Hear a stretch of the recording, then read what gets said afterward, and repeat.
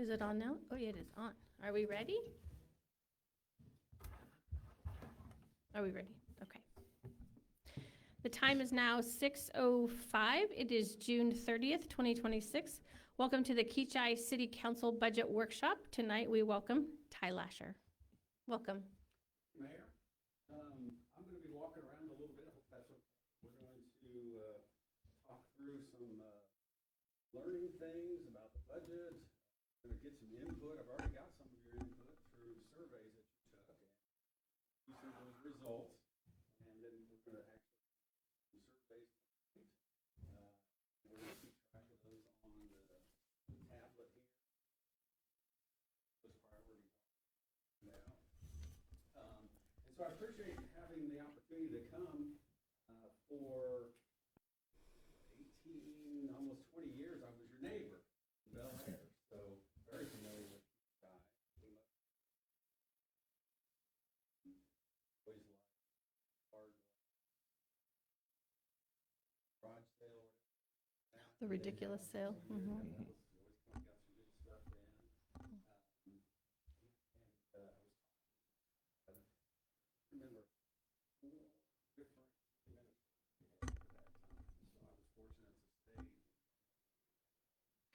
But I grew up in Kansas in a farm in Northeast.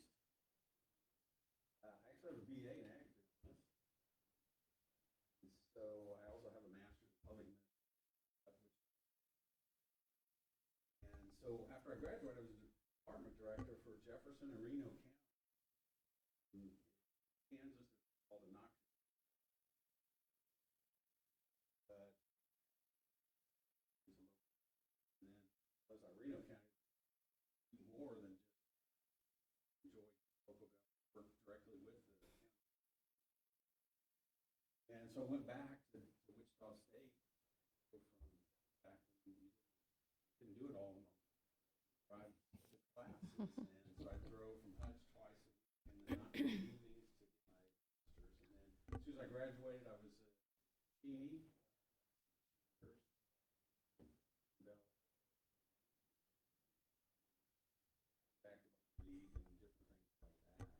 So I'm familiar with small town. I mean, Kechi,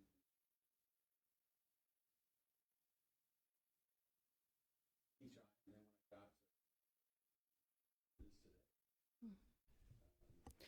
Before you go on 1 second, would you mind using the mic, please? Because I know on the live feed, it won't pick his voice up if you don't actually use the mic directly.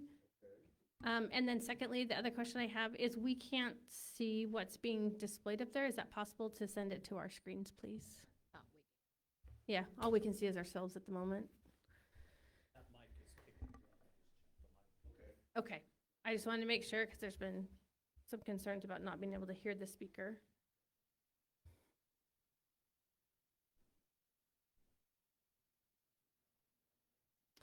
We can't see that on our screen. Presentation. Thank you.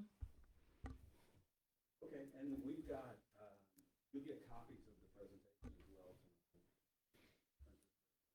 Over time. And there's a lot of slides, so you'll get copies. There'll be some information that I'm not going to completely cover, so you can read it later. But again, in Cheney, we did water, sewer, police, fire. We had natural gas. Gas just like you do. Of course. Bel Air does. So we're going to do some introductions. We're going to do some roles, responsibilities. We're going to talk about some plan and that relation to budget. So I introduced myself. So what I want to know, just to hear from you, I don't know if your other council members know this, maybe because you're a small community, but I don't. So we're going to start with the mayor. Why do you live in Kechi? I prayed a dangerous prayer, and this is where the Lord led us to in Kechi, and we moved my mother across country with us, and we needed an apartment within our home, which is not an easy thing to find in the state of Kansas. And the house that we have, the family built a walkout basement apartment for their grandmother, and so that's how we ended up in Kechi. I am not. I'm from the West Coast, Washington State. Why'd you run for mayor? I ran for mayor because the people continued to say over the last few years that they wanted a voice on the dais, that they wanted someone who would speak up for them, that would interact with them.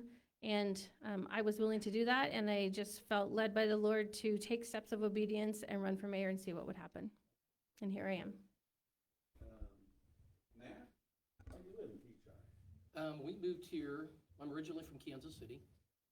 We moved here 19 years ago via the Philippines. We'd spent 2 years in the Philippines as missionaries with New Tribes Missions. And when we came back to the States, we had an opportunity to come here, and there was a job opportunity for me at Trinity Academy, where I was principal and head of school for 10 years. My wife is from Northeast Colorado, a farm girl.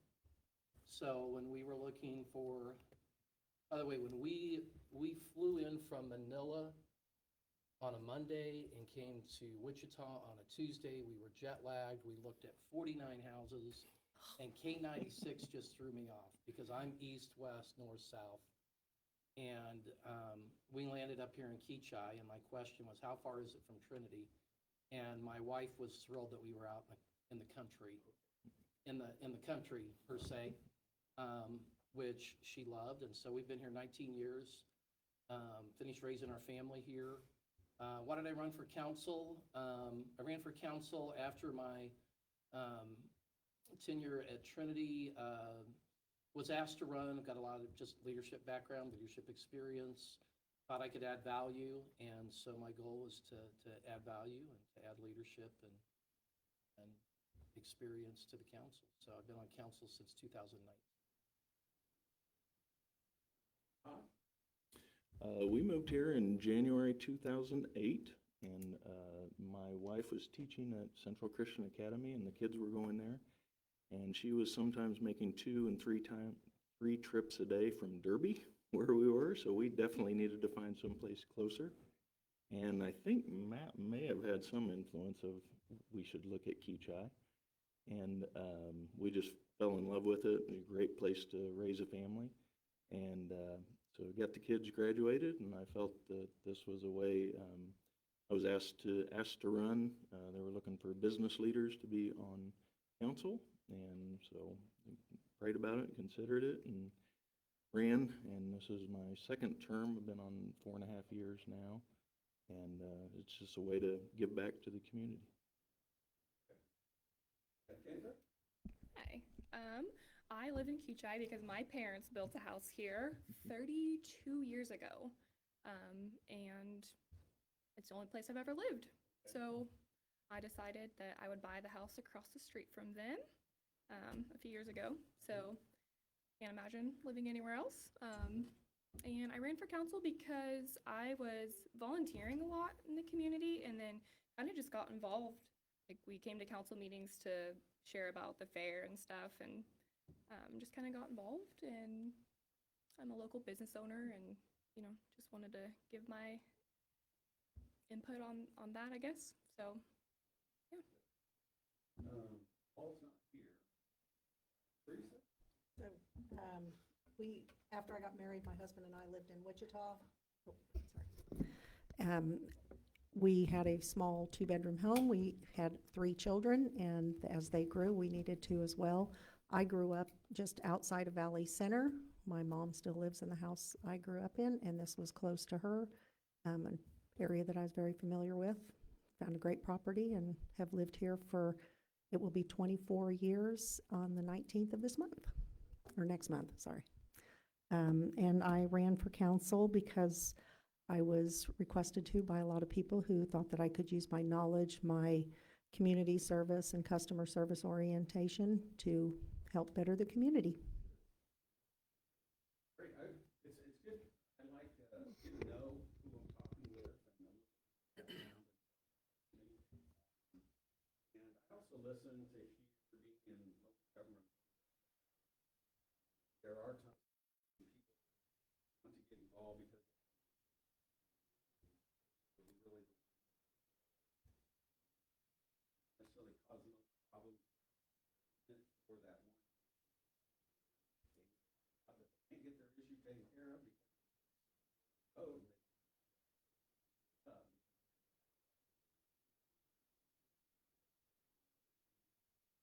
Or they get their issue fixed and then they don't. Because, so I've seen both of those, and so it's good to hear.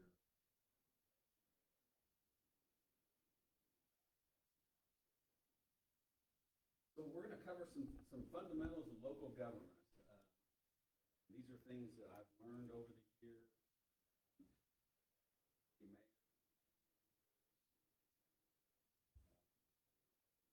may be good at.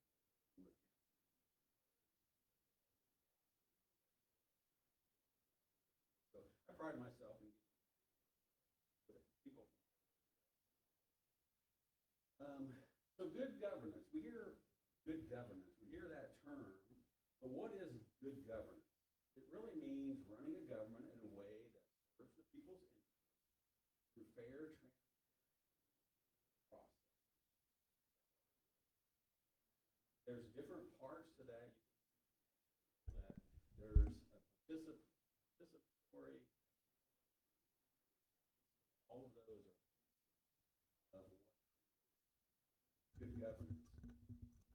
So decision making is an important part of it.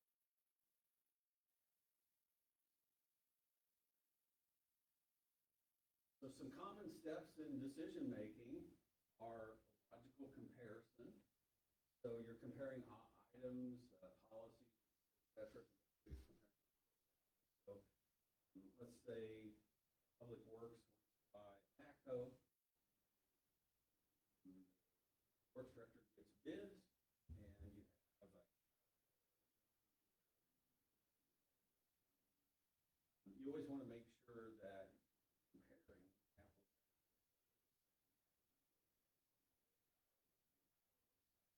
That's a simple part of it,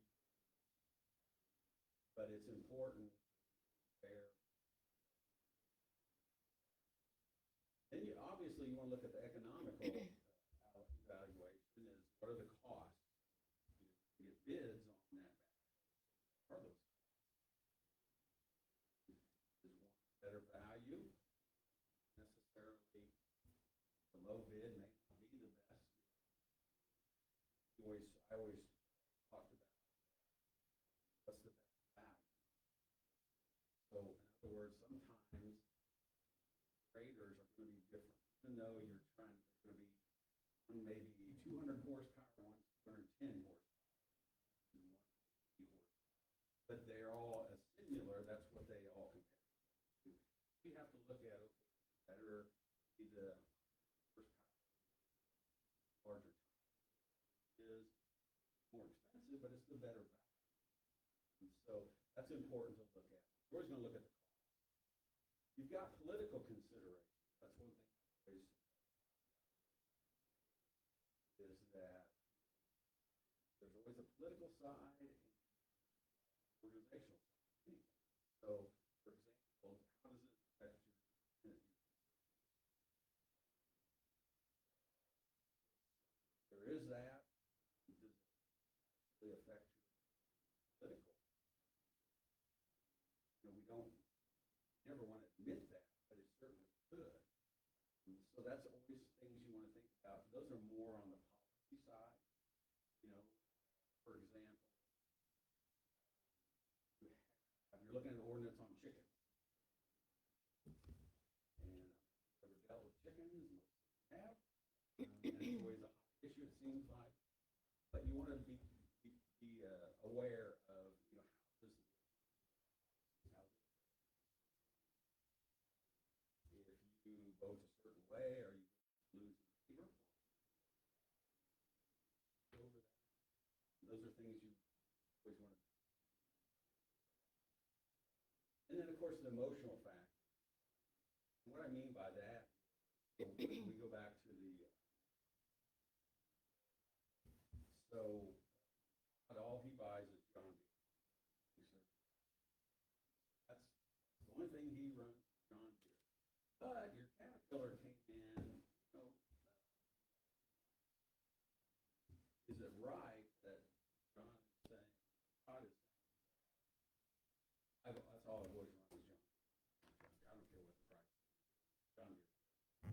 So that's an emotional decision, because he has John Deere's, he's had good luck with it, but this is not emotional. This is involving the tax. That can't be your only.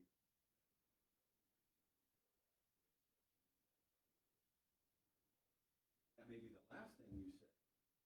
Meets all these other criteria. You can't just go in and say that. I'm not looking. So what about leadership versus management? We've all heard that. There's a difference between leadership and management.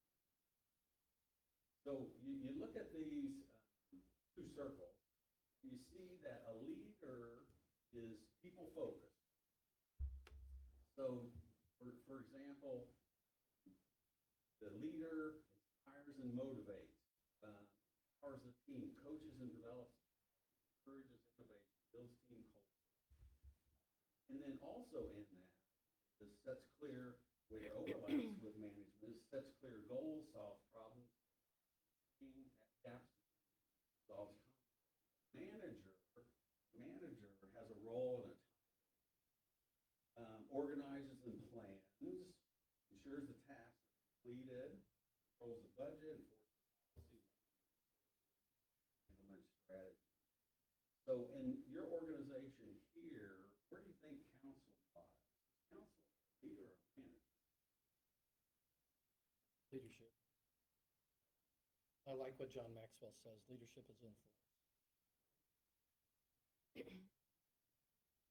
So that is correct, that's why there's the overlap. Is leader empowers the team, coaches, develops, encourages, and that's part of what you do not only to the organization but to the community. Part of your encouraging the community, supporting the community, building a team culture. The manager, or in this case, the city administrator, has a title. His job is to take so where it overlaps, the council sets the clear goals, solves the problems, adapts to change, communicates well, acts with the city administrator. That's the important piece. That's the part where you get into some of the pieces. And that's what we're doing tonight. Some of that is we're going to set some clear goals, communicate, make some decisions related to the budget. And then the manager, in turn, has those, implements strategies, manages resources, enforces policies, but then he also has to go inside of the bubble there and set the clear goals with staff and adapts to change, actually solves conflicts with staff. So that's why the two bubbles merge in that certain aspects that are only for those responsibilities, goals, and then in the middle. So we hear micromanaging. That can be at any level. It can be top level, it can be supervisor. And the reason that you don't want to or shouldn't need to micromanage, if you have good, competent key employees, pay them well, trust their judgment, and recognize their authority and responsibility. I always told my mayors when new ones came, said, you don't trust me to feel like I'm doing a bad job, terminate. I mean, that's what this profession is about. That's business. Things can change, directions can change. That's what you do, but when you start micromanaging, then that affects the whole. So stick to the policy making, personal involvement day to day, can really be left up to your staff and supervisor. Don't let other people bypass. So don't pass the buck. Employees are only following your policy, so you pass the policy and it ends up not working out the way you hoped it did. There's some pushback. always take no for an answer. So I always did this with staff, and I think it's your role to do it with the staff as well, is when you ask a question, you hear no, there should be more to that. Reason why is no try to work, whatever. Or is there a way that we can do it? The struggle I always had was the code enforcement, very black and white. You either do it right or you do it wrong. And I always told my code enforcement, like, oh, no, can't. Stop everything. And I said, well, what's going on? Fine. They said, well, if they, and he would say, if they would have done this, it would have been okay. Tell them that? No. And I said, so that's part of what that we have to do is that not everything's black and white. Or if it is, there may be a workaround. And so that's what the other issue is you should be able to give a reason for an all. Because we want to work with that. Maybe there's a thousand. But most of the time, there's some type of, you would do this would you did this, you would be louder.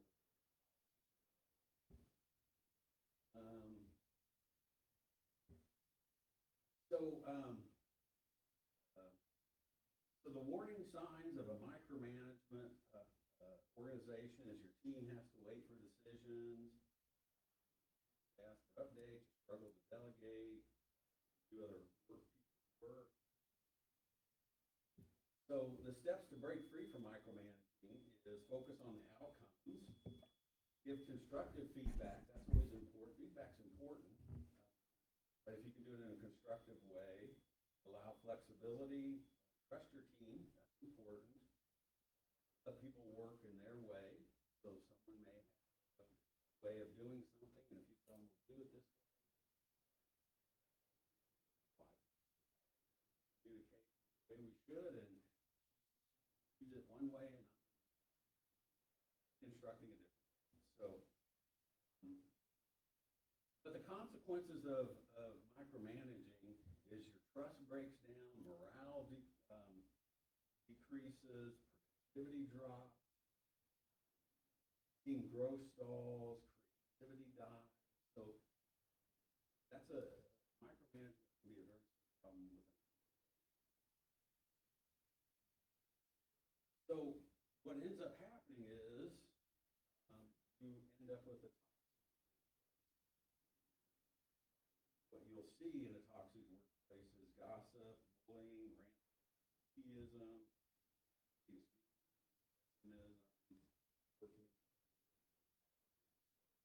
start seeing that in your,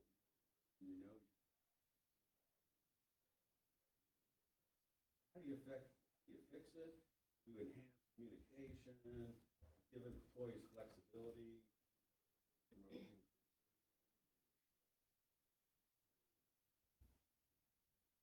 So the signs of a positive culture, people still feel safe to speak up. Team members generally support each other. Mistakes are treated as learning experiences. Walk the talk. The benefits are people actually enjoy coming to work, get more done, retention rates improve, creativity flows, you become more attractive to problems solved. So obviously, having a work environment can cause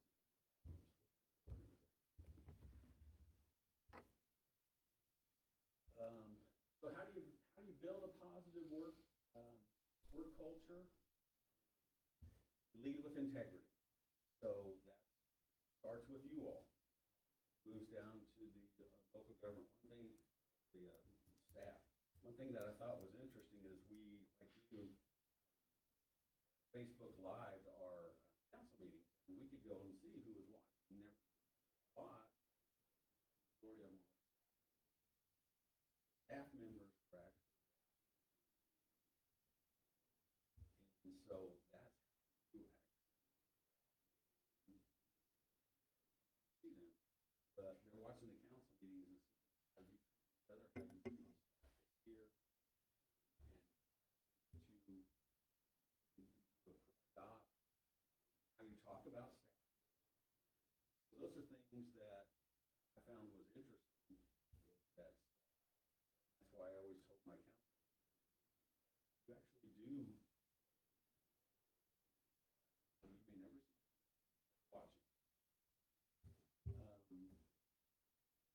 So normalize not knowing, it's okay to embrace uncertainty, especially if you've got new staff members, increase the bar, learn from mistakes. Did a strategic plan with the city of Eudora. And one of their council members, I talked about what happens if the fail quickly. What do you mean by that?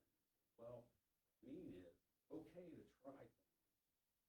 So we always talked about, you know, think outside the box, do something different, not what we've always done. But when you do that, you can fail. But I want to support thinking outside the box.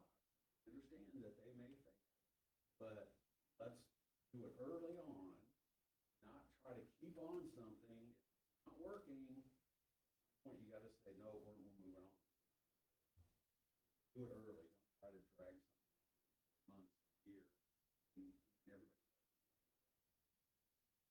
So ethics is a big piece of what you as a governing body, city staff, has to follow. In your code book, you actually have a code of ethics.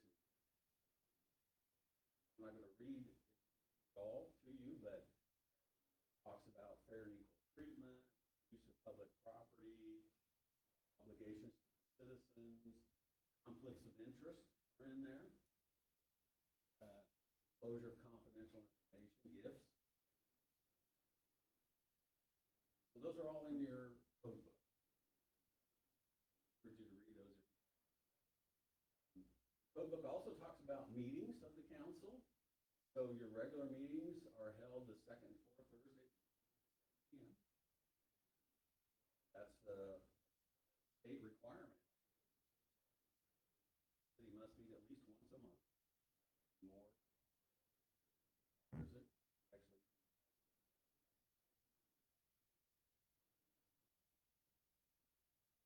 City shall not be required to meet on the fourth Thursday. So you can meeting by. Special meetings may be called by the mayor. Written request. You know that process. Regular special meetings of the government may be adjourned. Official business. Sure. And in your situation, if you get in your codes, a quorum, there'll be a majority of the council members elect. Constitute a quorum. So we're just not a quorum of who's there. Quorum. Now, mayor, two council members showed up. How many? Kansas Open Meeting Act. I'm sure you've all heard about that, COMA. Talks about open meetings, applies to elected officials, plant commissions like commission, forces, boards, or whatever. Majority of the board rule, discussing citizens, no secret ballots. No, it's other. Who gets notice? So the media, public posting, those are all, or I request those. State statutes have to, on a regularly scheduled meeting, in your code book, like, second.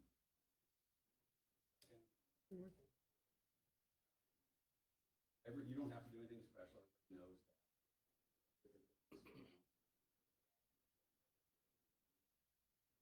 You don't have to. But any kind of special meeting or workshop or public know. And then citizens, if they request, can be notified when they request what those meetings are. In other words, a citizen could say, I want to be notified of all council meeting plans. Form, and then staff. Now, following.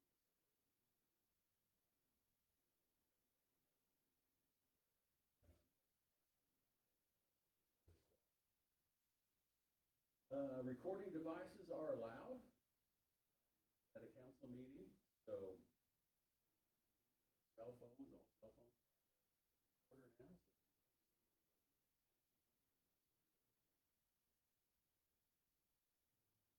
And again, it employs the non, coma license. So executive sessions, when you're in executive session, you can't take any action, you can't take any vote. You can invite outsiders to executive sessions. So we may engineer for case purpose.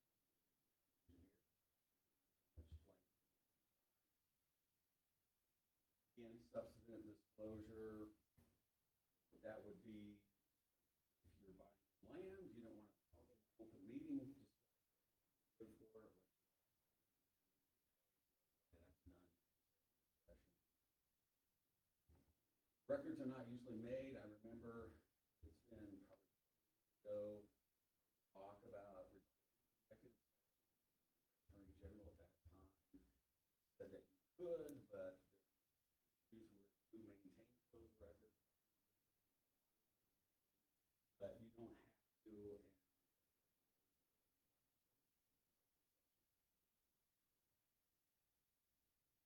And then inaccurate length of session, that's always a big question. You say, we're going to go into executive session at 7 p.m. and question is, can we, if we're done at 7:25, question, the answer is no. 7:30, in there, now you talk about anything else, executive session for purchasing of some land, then you start talking about personnel and other things, because you're not going for that. You have to stay.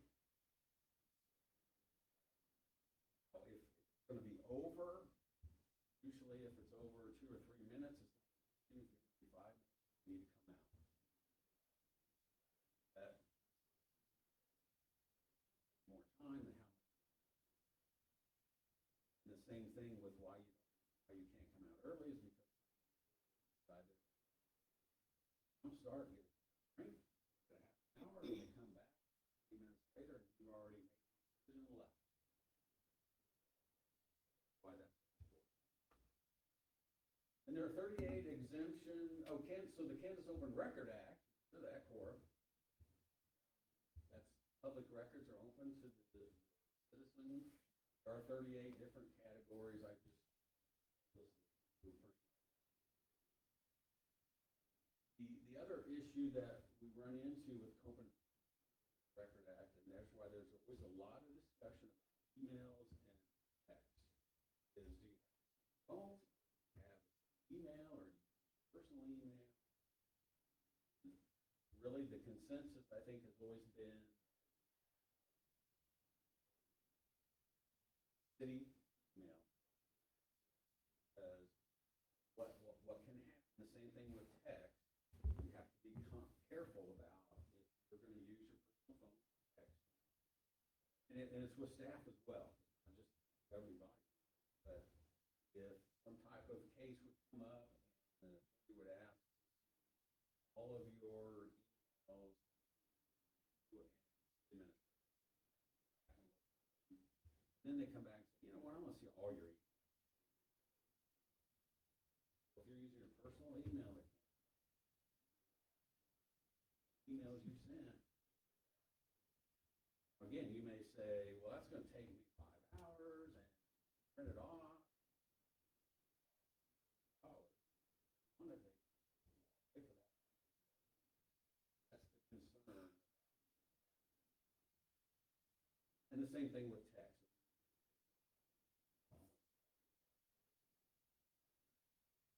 It doesn't happen very often, but the big issue is that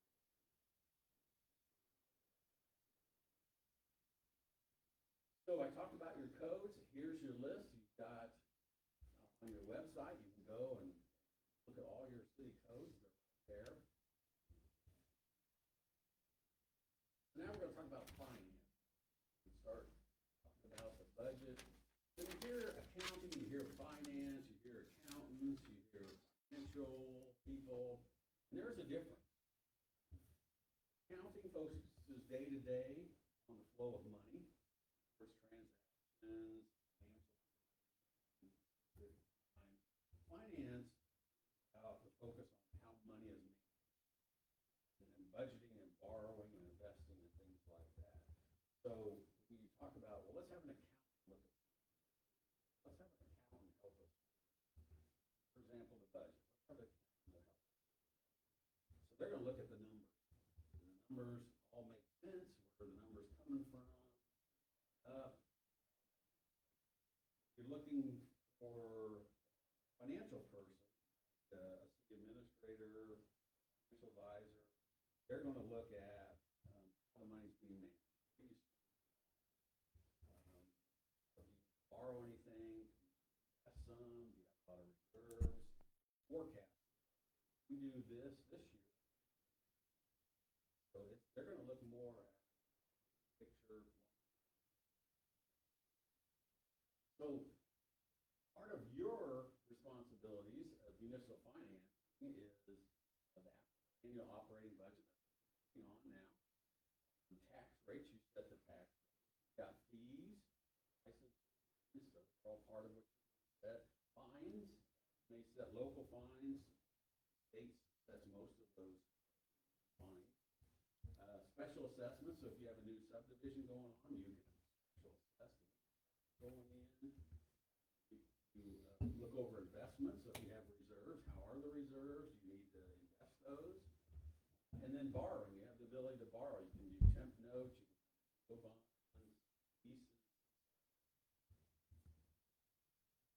So the pieces of the general fund are basically, or the pieces of your budget, general fund, that's supported by revenues such as property tax, sales tax, and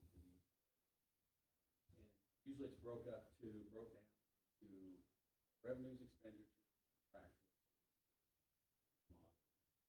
And that's what you'll see in the state. Usually what is recommended by the Government Finance Officers Association is 35% balance, 35% for expenditure. There is other talk about 6 months worth of expenditure, revenue balance. Enterprise funds, now those are your front funds that bring in specific revenues from services such as water, sewer. Those are enterprise operations. Then you have your capital equipment fund, savings for purchases such as graders and dump trucks. A good way to, especially like the larger equipment, a grader maybe 150. Sometimes you may budget for a truck, budget 150 to borrow a lease money, or you'll save up. It's like your own savings account, 5,000.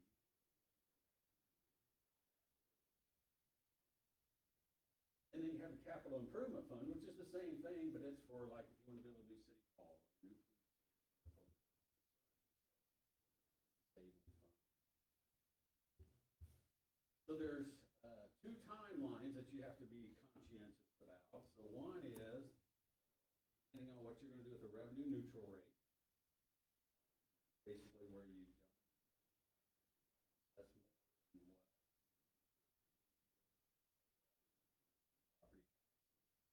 So if you're going to do, if you're going to exceed the revenue neutral rate, then you have to let the county know that you're going to just exceed it, which by 20th. Hearing, last day to publish the public hearing is September 10th. Day to hold the hearing, 20th. October 1st.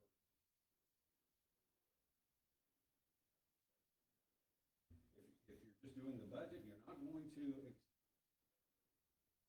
expand the revenue neutral rate, same timeline, only you don't have to hold it. So again, last day, you still have to hold a public budget.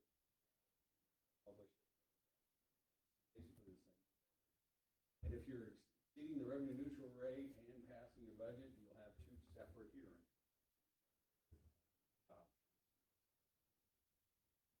So when we talk about property taxes, you hear about the tax levy, you hear about the tax rate, and the tax roll. They're all different, but each entity has a say in that. So you assess the tax levy, so you determine what kind of expenses, revenue you need is going to.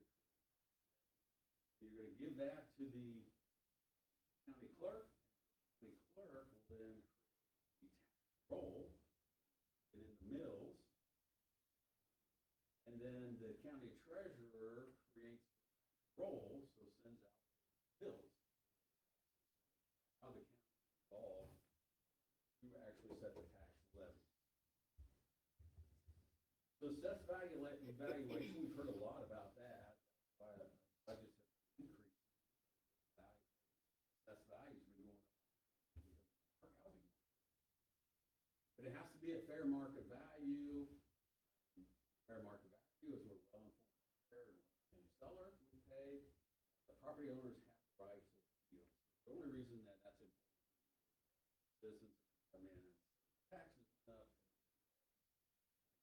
Well, no, we kept the mill levy the same, but the assessed value went up. Feel that's not fair, you can feel that. So we talk about borrowing. There's two different types of borrowing. You can do general obligation. You've heard of that, GO bonds. Reason cities can get a very good rate. I think it's around 4 to 5 borrowing, much less than what you or I would. But it's because general obligation is backed by the full faith and credit. You're saying to bondholders that we don't have enough money to pay you, raise by such a good interest rate. And then you have revenue bonds, which revenue bonds are revenues brought in by fees, payments from your enterprise fund. So in other words, it's very similar to GO bond, only you're saying that we will raise rates. So we're going to borrow revenue bonds. We'll raise. We're going to raise taxes. We'll raise rates. So again, it's going to be a good, probably a 5%. A little bit. Bond. Well, that's tough to raise. So we're going to get into some of the questions I asked. So I asked, how's the city doing financially? So this is from the city council, those of you that responded. City reserves are declining, public faith, incomplete information. I think the city's in stable financial position overall. We need to ensure investments, not really certain, not completely clear regarding city finances. So these are all questions for you. And these are the importance of these are so that if there are issues that you have, staff, you know.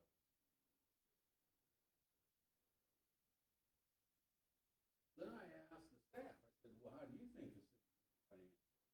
And they said, well, it operates its own gas utility, which is always good. Has a 1% sales tax that supports the general fund. Good. Maintain a good, strong bond rating. So that's good. So then, now we're going to talk about roles and responsibilities of elected officials. You all, what your roles and duties are. So, when we talk about meetings, it's important to attend meetings. And the reason it's important is that sometimes council has some difficult decisions you have. Someone doesn't putting that difficulty. That's not fair. That's why you have representatives that you do. It's important to review. Staff puts out, should be putting out prior to the meetings, special meeting or a workshop. You may have to attend the Kechi Corridor Association, Chamber. You may have to attend those or be appointed to those. I've always heard, well, what's my budget? Well, you don't have a budget. Individual, you have a budget as a group. You have about 10.7 million is your budget. It takes 3 members to approve. But the city will pay for mileage, et cetera, registration, those types of things. So what's your responsibility? You review approved annual budget, establish long and short-term objectives, priorities, enter legal contracts, borrow money, pass ordinances, resolutions, regulate land use through planning and zoning, regulate business activity through licenses, meetings and complaints, etc. So what are the powers that the council have? This again is in your code book. Specifically outlines what governing body may designate for the administrative policy carried out a committee appointed officer of the mayor.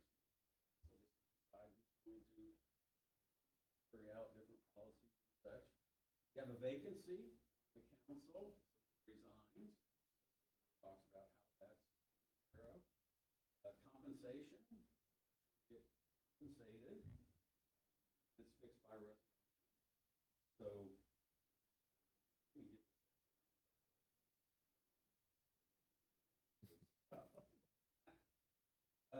expenses, so again, we talked about that earlier. You have expenses in your duties. State statute, it addresses what city responsibilities are, active policy making body, got to immediately mention, only has the power in the meeting. So, you are in by the mayor, create policies or whatever, but you're at the grocery store, or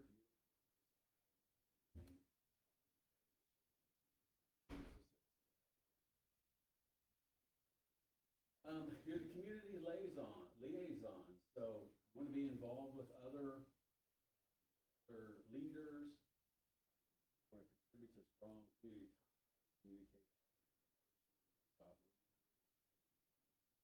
Work with state, federal, county, government. For legislature, you adopt policies, you adopt laws for each eye. And a policymaker, that's a difficult one. It's not easy. Some of the steps that are important that you need to think through when you make a policy is it supported? Is it support for staff? Why are you making the policy? No one supports it. Doing that. You don't need to be fair and equitable, got good analysis, understand the impact, the goals, talk about this. Those relevant to the community.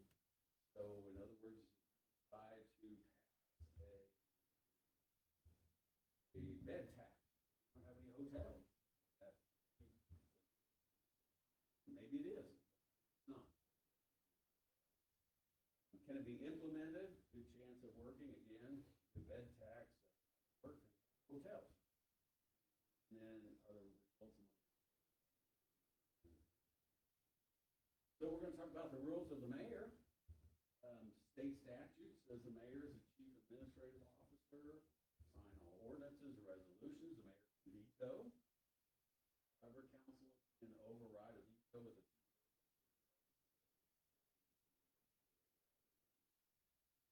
a mayor shall send out contact, representative of the mayor represents the governing body. Shall be fair, and then laws and ordinance. Mayor shall appoint heads of departments,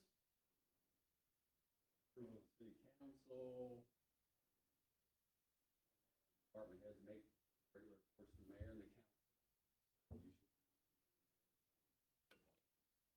As far as your city codes, this talks about, again, what the mayor provides at all the meetings. There's ordinances, very similar to what state has. President of the council, who's your council president? President. Council president's elected, governing body, and the mayor, the council.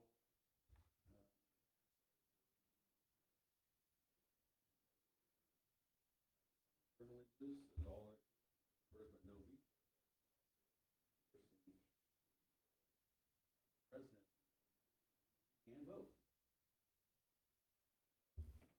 So, one of my questions was, how do you work together as a governing body? Or, much work needs to be done, information not shared, collaboration doesn't always work.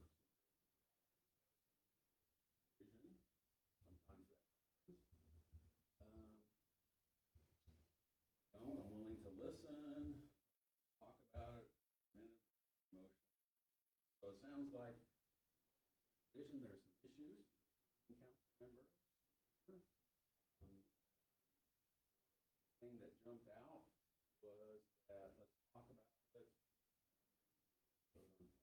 Willing to work through those.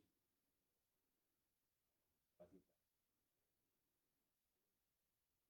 don't want to advertise, but I'd help with is governing bodies.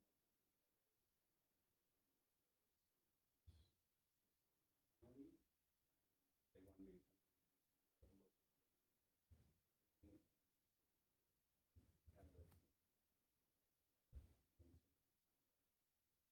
talk about community. So then I asked staff, how's the relationship between staff and the governing body as a whole good? Rocky. Most part good, sometimes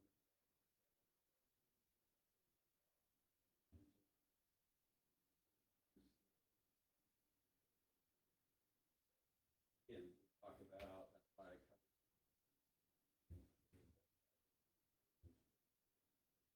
get those. That react.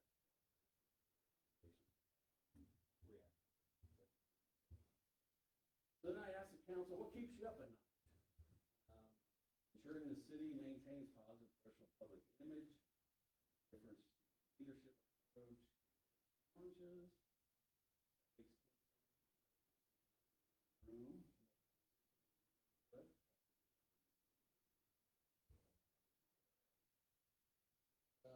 Lack of accountability, let's guys. So again, here's some organization. What are the roles and responsibilities of city staff? So the city administrator, again, in your city codes, talks about what the city administrator is responsible for. And really, it's administration of all affairs of the city, so that the laws of the state and the ordinances are complied with, supervised, all departments, services. Designate the director level, department heads, recommend the mayor and governor. Be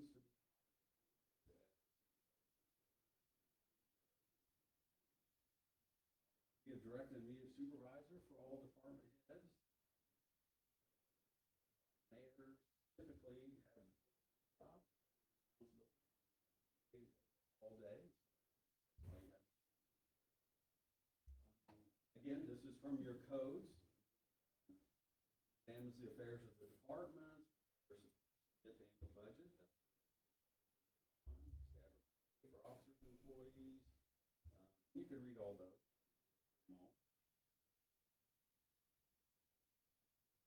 Again, here's additional codes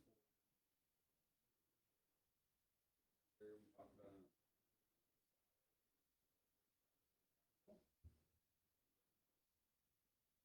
So the city clerk, what's the city clerk's role? The custodian of all records and books,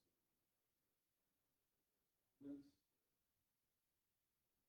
ordinances, publish ordinances, etc. Fiscal records, their records and budget. City clerk was the oath of office. You all took one of those, staff takes them as well. Deputy city clerk fills in when the clerk is not there.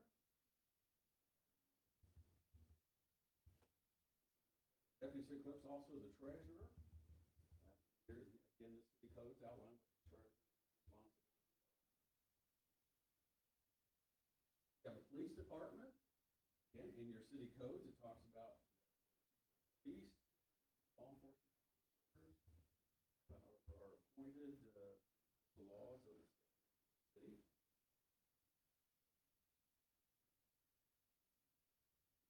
You have a city prosecutor that you also appoint. They send the municipal court. You have a city engineer that you appoint, state statute. The reason you appoint people, state statute says that it's always prosecution. And most of the time, for smaller communities, it's engineering firm.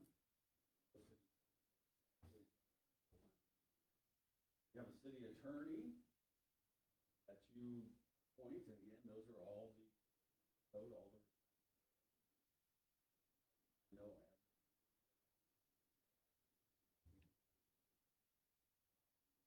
Then, of course, you have the public works. You got water, sewer, gas, stormwater, streets, but their responsibilities. So we talk about city staff.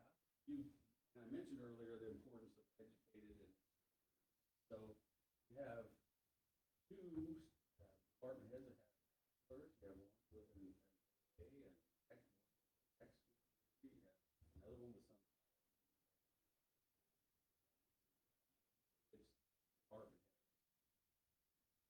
Your experience ranged from 17 years to 3 years, so on average. I asked the staff, what do you feel like about your job? They provide essential services, they have a flexible schedule, working with a public co-worker, supporting each other. That's good. That says that they're good basis. Good work. How's your department doing delivering services? Doing well, overall well, okay. They feel that. Then I asked staff, what keeps you up at night?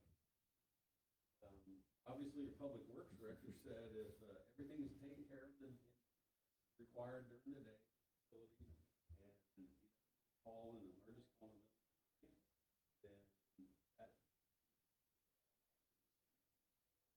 city council meetings, I know what happened. Talked about earlier, the raise goes a long way. Friction between the governing body, meeting timelines, that division, and it's affecting. Questions or comments?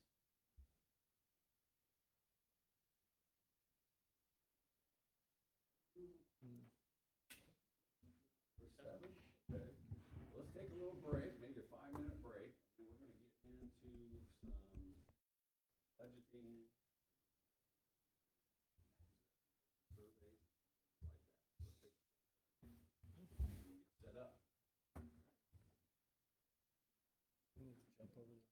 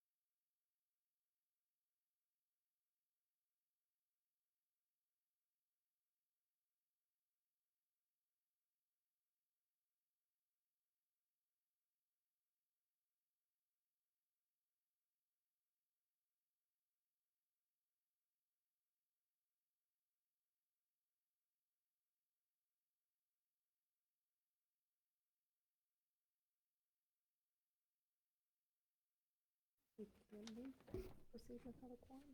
We don't have a quorum now. We can't do anything. Nope. I don't count, The mayor didn't count as quorum. so we have to wait until they come back.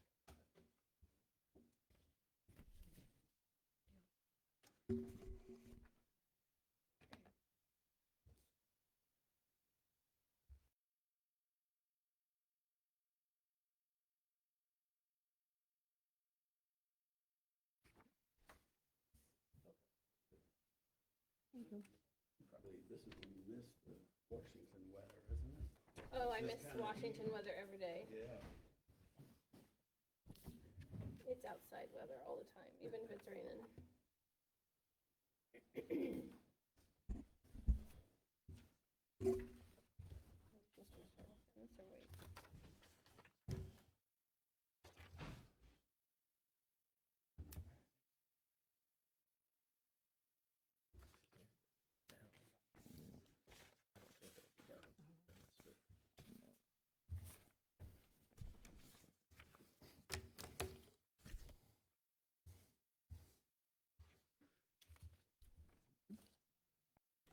Okay, are we ready to go, Mayor? Absolutely, go right ahead. Okay, Apologize for the delay. all right, that's no problem. So, it was good to get up and stretch a little bit. We're gonna talk about strategic planning and how that relates to the budget. So, Matt's passing out some information, nothing, you don't need to fill anything out yet. We're gonna go, there'll be time for you to do that.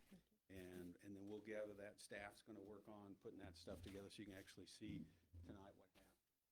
So strategic plan is a plan that serves the community's roadmap, prioritizes incentives, initiatives, resources, goals, department operations. That's what a strategic plan is, and that's what a budget does. So what we've got, like I said, we passed out some surveys, and you all, or several of you returned some surveys. So and as you've already seen, I've asked staff what their feelings were, because sometimes what you see is that the elected officials, you as a governing body, see the external things, the things that you can see, the park, playground equipment, the roads, that kind of stuff. But a lot of what you do is in delivering services is your gas lines, which are underground, and your sewer and wastewater are all underground. No one sees those, but sometimes staff really gets concerned about if those aren't being taken care of properly, because because then they can't sleep at night because they're afraid of water main breaks and things like that. So that's why I asked staff is they're out there day to day serving the citizens. Is there something that they see that maybe you didn't catch? So I asked the staff, what's going well within your department?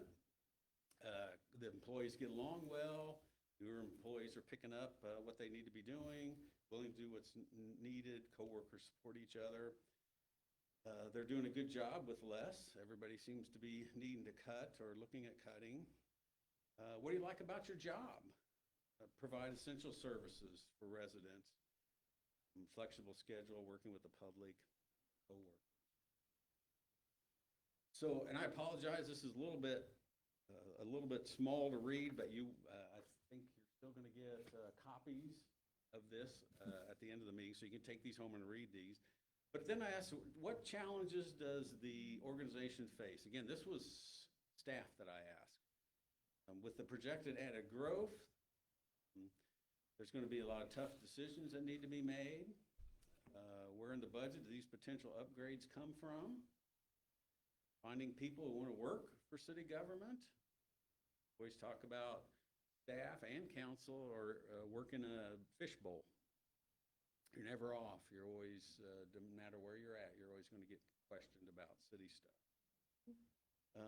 Feels like a planning commission or certain council don't want growth. That's always an issue with any community, especially smaller communities. There's some that like the way it is. They like the small community. They want to stay that way. There's others that want growth. They want more restaurants and things like that. So you're going to see that within a community.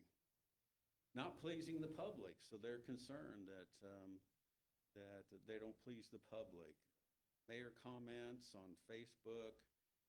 Kechi needs to look at expanding facilities, public works, police buildings, they're running out of room. What challenges does your department face?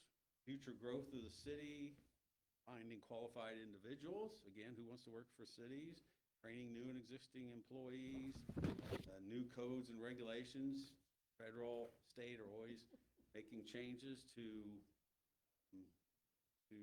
requirements for water and gas and sewer. There's that new water mandate out with lead and copper that everybody's got to comply with, and there's a cost that they forgot to fund. So it's on the cities now.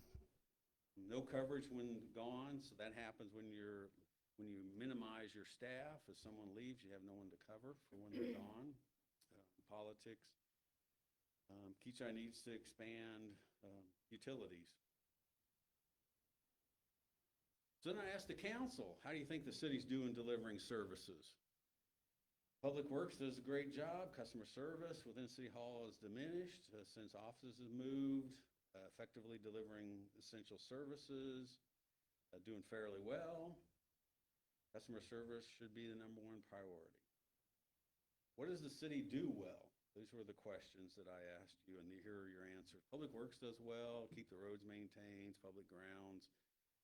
Been complaints from residents about customer service or communication, making necessary upgrades to sign outside City Hall, moving forward with Huffman Drive. Police keeps our city safe, and whoever responded likes the outreach, the fishing derby and things like that, and managing growth. Then I asked, what can the city be doing better? Again, this is your comments. Provide a clear, transparent information, especially financial, following policies and procedures equitably, utilizing RFPs and consistent bidding, always room for improvement. PD should increase control, focus on community policing. Governing body needs to work through differences in social media.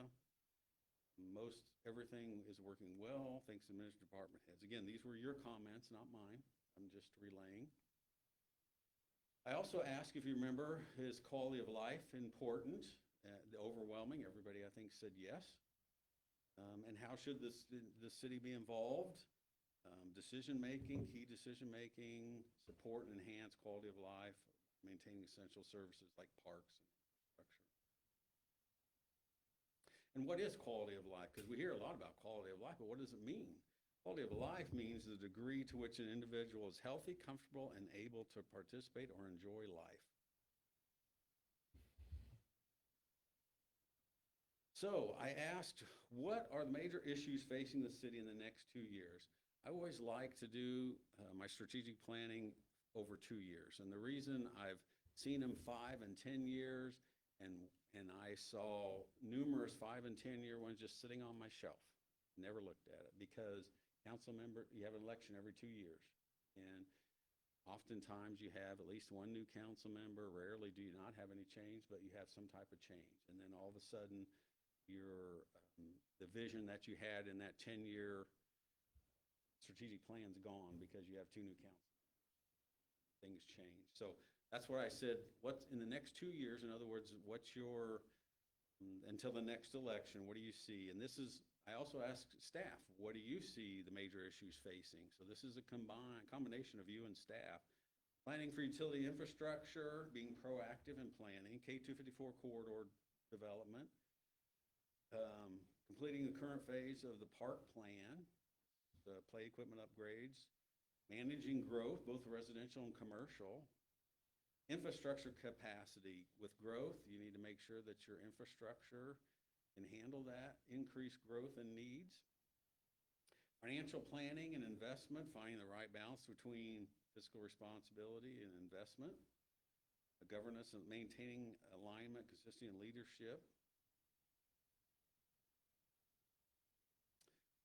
Community confidence, engagement. Political division and uncertainty can affect the residents. That's true. It can also affect businesses. There was probably more than once, but one that I can remember, I had a council that was very divided, and I had businesses that I was trying to promote come to Bel Air, and they were concerned about the council. And they said, as long as we can work with you and we can trust you, we'll do it, but we're not sure we can trust the council. So it's real, and businesses look at that as well, because everything's on social media now. They can go watch a council meeting and see how you react. Do you need to make serious consideration of building a water treatment plant? Well-defined CIP, politics again, governing body, lack of growth, finding qualified staff, that's a big one anymore, not just in local government, but any business.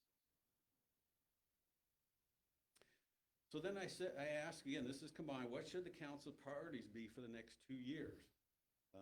Improving public trust, fiscal responsibility, update the CIP, strategic plan phase 2, Kechi Road and Oliver phase 2, improving governance. That's why we talked a little bit about what governance actually means, community engagement. Again, that capacity for infrastructure. Next phase of the arts and business district. How to fund utility upgrades, that's always a big one. Growth, supporting staff, goals and vision for staff. Again, that's what you're doing with this strategic plan, is giving your staff a direction, what you want to accomplish. So what are the main concerns that you have for the 2027 budget? Been no preliminary information. That's what we're going to do tonight. We're going to work on setting some of those goals and giving staff some direction on what you want to see.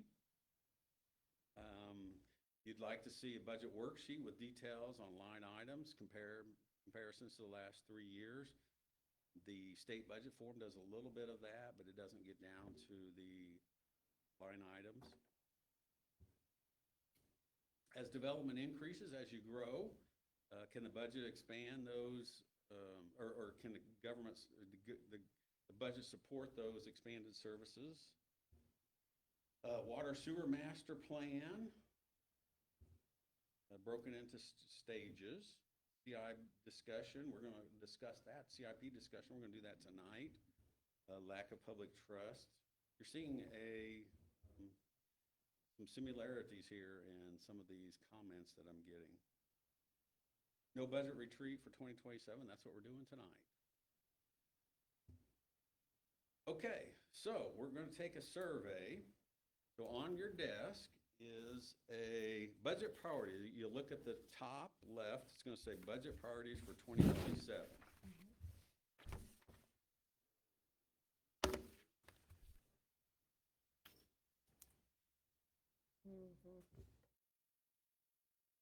Okay, so what you're going to do is, and there's room on the back, if something on here is not, if there's something you want to add that's not on here, you can write it on the back. If something's going to be included, so if you write something on the back, there's got to be at least 3 of you that agree that that's our priority. So if one of you just writes one thing, that's not going to be included. It needs to be something that at least 3 of you are tracking. So only items with 3 or more votes. So what you'll do is you'll just check mark what you think should be a budget priority for 2027. And then once you get done, they're going to tally it. We'll write it on the board and just see if you agree with that.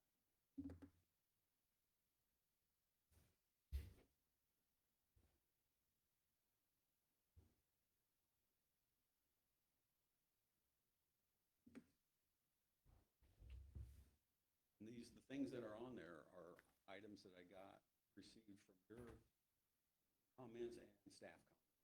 Those are not things that I made up.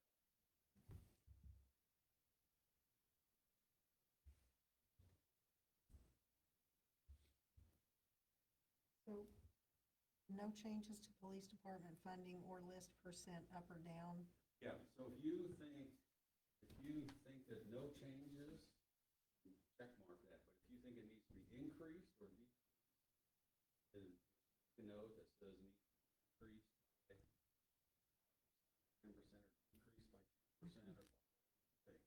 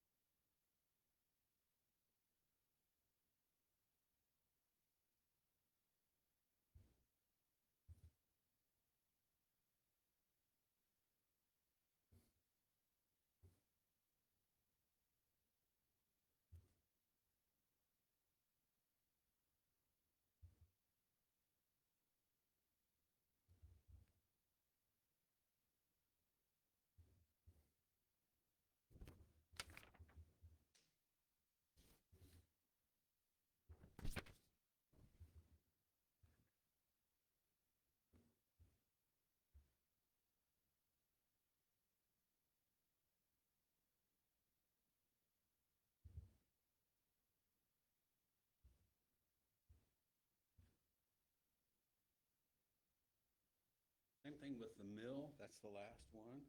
Think it should be flat, then check that you think it should be flat, but if you think it should go up or down, right there. If you think it should go up by any mills or down by.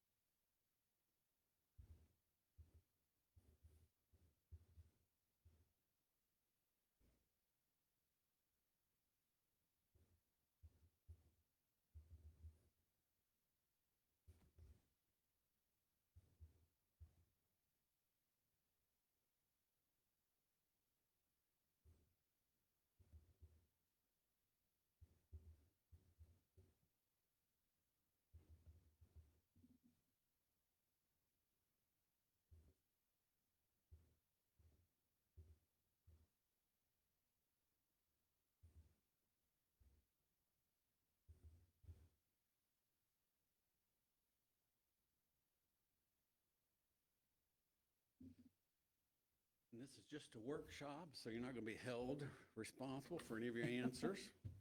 All it's doing is giving staff some suggestions on what you want to see in the budget. For example, if they have some ideas of some capital equipment or capital outlay funds, and it's going to increase the budget by 2 mills, and there's no support to increase the budget, then probably not a good idea to bring that to you, a several mill increase, if it's not something that you're interested in seeing.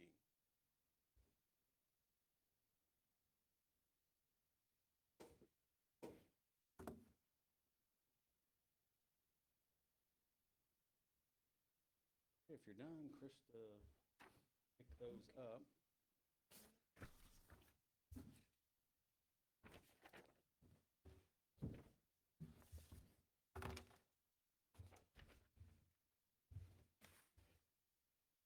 Is it just one page? Yeah, just one page. Great, thank you. Okay, so while they're gonna tally that, and then they're gonna write it up here, and we're gonna look and see what you all individually thought and how that came together, and then make sure that everybody agrees with that.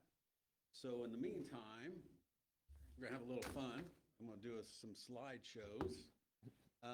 So one thing that I really enjoyed about being a public servant was one of the things that I was invited to be a honorary commander at McConnell Air Force Base. That was fun because they do that. It's like a 1-year stint, and they have things going on every month that you get to go and experience. Air Force, really neat. The most fun was they took us up in a tanker, and we flew down over Oklahoma and refueled some planes over Oklahoma. So we were able to get in the back boom area and watch. You could wave at the pilot and that type of stuff. So that's something that most people would never get to do if it wasn't for being in public service, working with other government agencies. The other thing that was fun is that in Cheney, they bought that new fire truck there, and of course they were all excited. Firemen like their equipment. And they brought it home, and they said, come on, take a ride. So, of course, I got a ride in their new fire truck, and then next thing I know, they're stopping and saying, you drive it. So I actually got to drive a fire truck, which, again, is fun. And then, of course, every time the police would get a new car, I'd take that for a ride, equipment that they would get. Staff really, it's funny that staff really gets appreciative when they get new equipment, because it makes their life easier. They don't have to repair things, something that they may have needed, and they're happy to share. That's a joy that they have, and so I get to go share in that, and that's fun as working for the public that a lot of people don't get. And then, of course, got to meet several different people. Met the mayor, and actually toured the Highway Patrol facility right up here that's in your town, and met with different elected officials. Fun and unique. Sometimes they have a different perspective on things.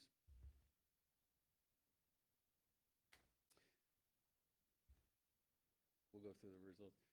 One of the interesting things that the congressman there, if you remember, I'm going to talk a little bit about Integra. You remember hearing about Integra? And so that's during one of our recesses when they're in and writing stuff. Well, I'll explain some Integra stuff to you. But what was interesting is that it was going to take millions of dollars to upgrade all of the infrastructure to serve integrity. So there was a lot of infrastructure that we needed. But we had known, or you hear, that there's a lot of bills that are money in. Hear about that. So that was when they were there. Marshall showed up. And they show up and get.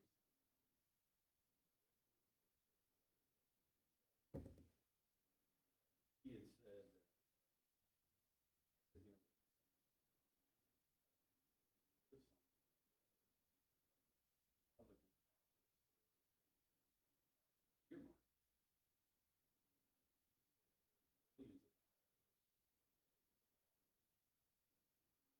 of big funds.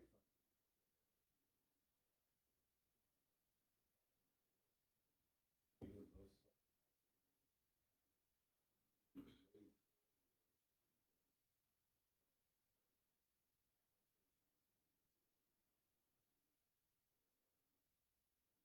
and that was sort of that time. Couldn't get it here.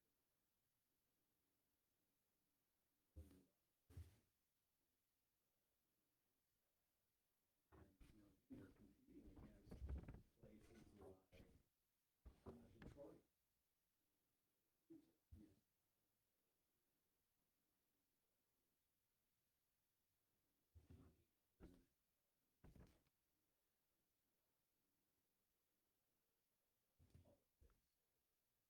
But and tell you also,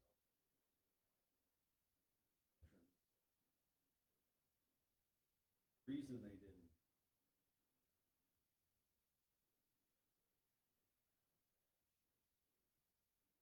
do it.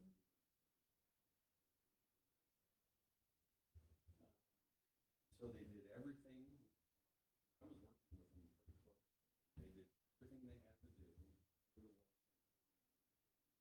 the wall with it. And remember, this was July. And so when we started thinking the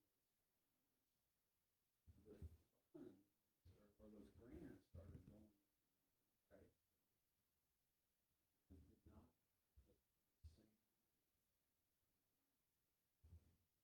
They had different than what towards and getting a lot of integrity.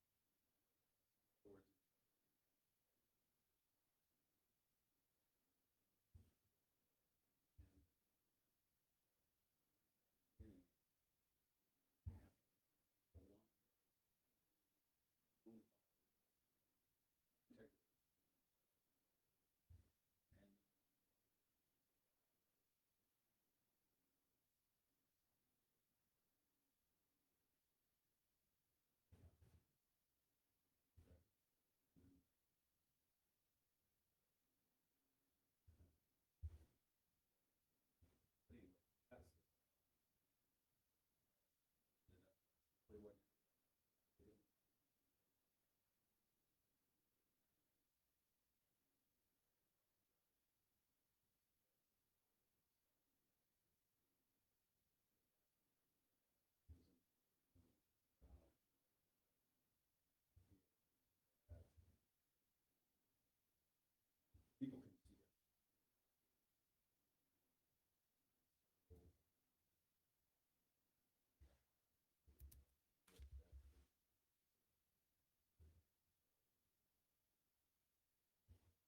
and they're making all kinds of notes on them.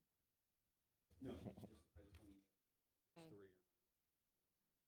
Because the notes we'll keep those, and in the end, I'll do a report for you that will include notes and those. No, I just want, and staff will get, especially there's some of these.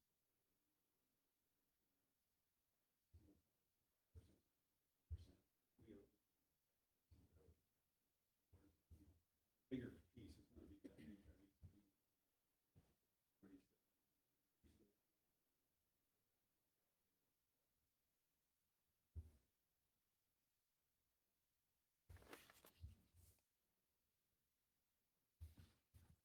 Okay, while they're working on that, let's jump ahead. Okay, so let's vote on, or let's work on budget cuts if needed. So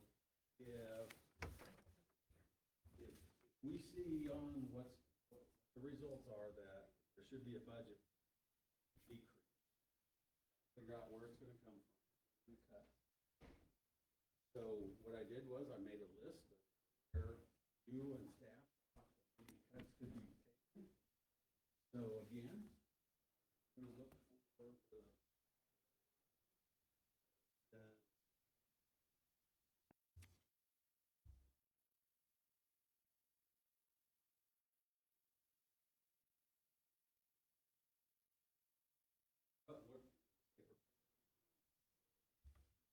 yeah, proposed budget cuts if needed. So again, if needed.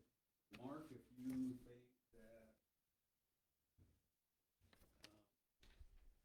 again, has to have at least three of you, after three. Not gonna get into details about if it's staff. That's a. And those types. For all comments that are from you all. I didn't make any of those.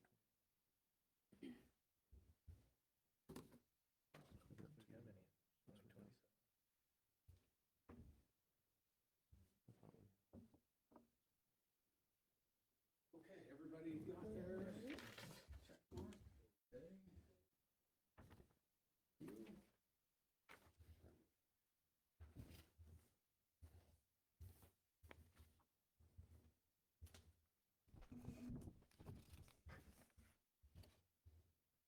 Mm-hmm.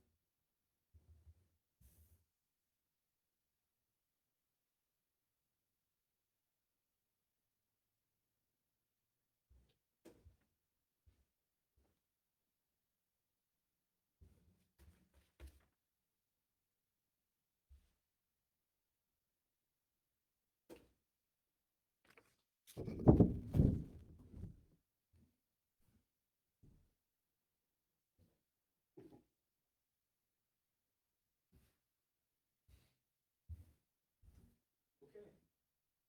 Matt, you still? Just one more comment.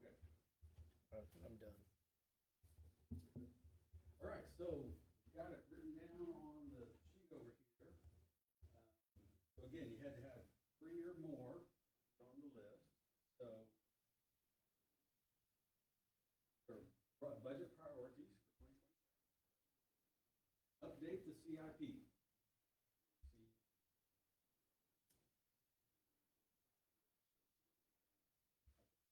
Questions for you. That's good, that'll be on there. No changes to the police department funding.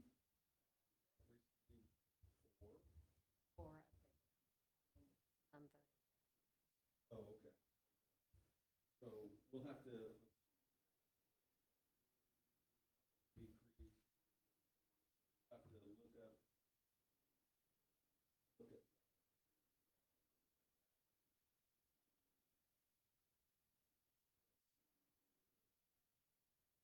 free public works funding. There was some funding for parks. That received 4.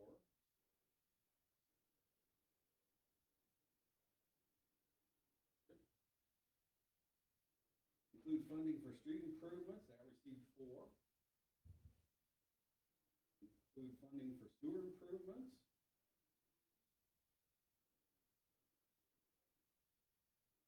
Then funding for water improvements. Mill levy.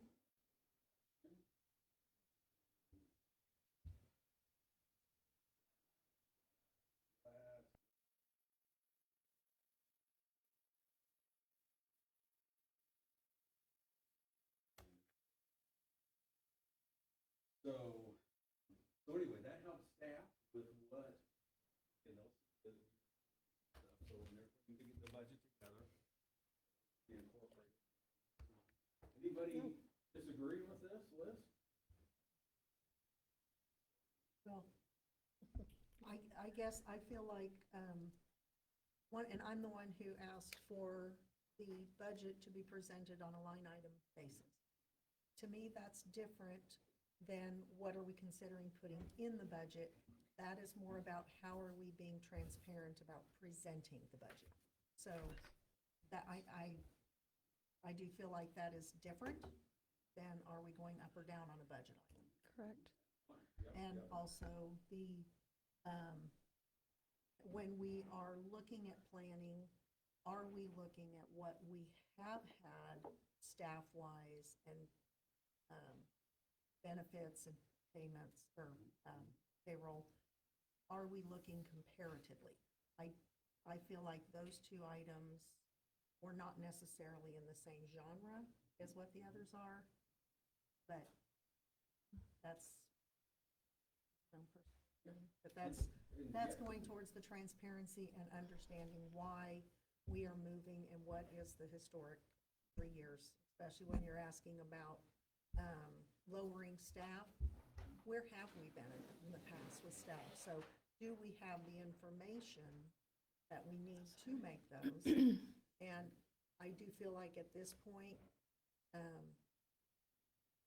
we may not necessarily have the information that we need to answer these questions. That's about, you haven't seen the budget yet. Nope. And so what we're trying to do is give staff a little basis of what you want to see. And so they could and look at it. And again, those comments were in the comments. There's some comments.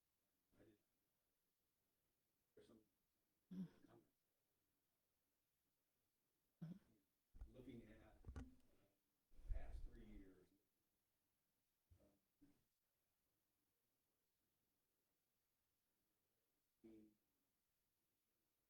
didn't pay,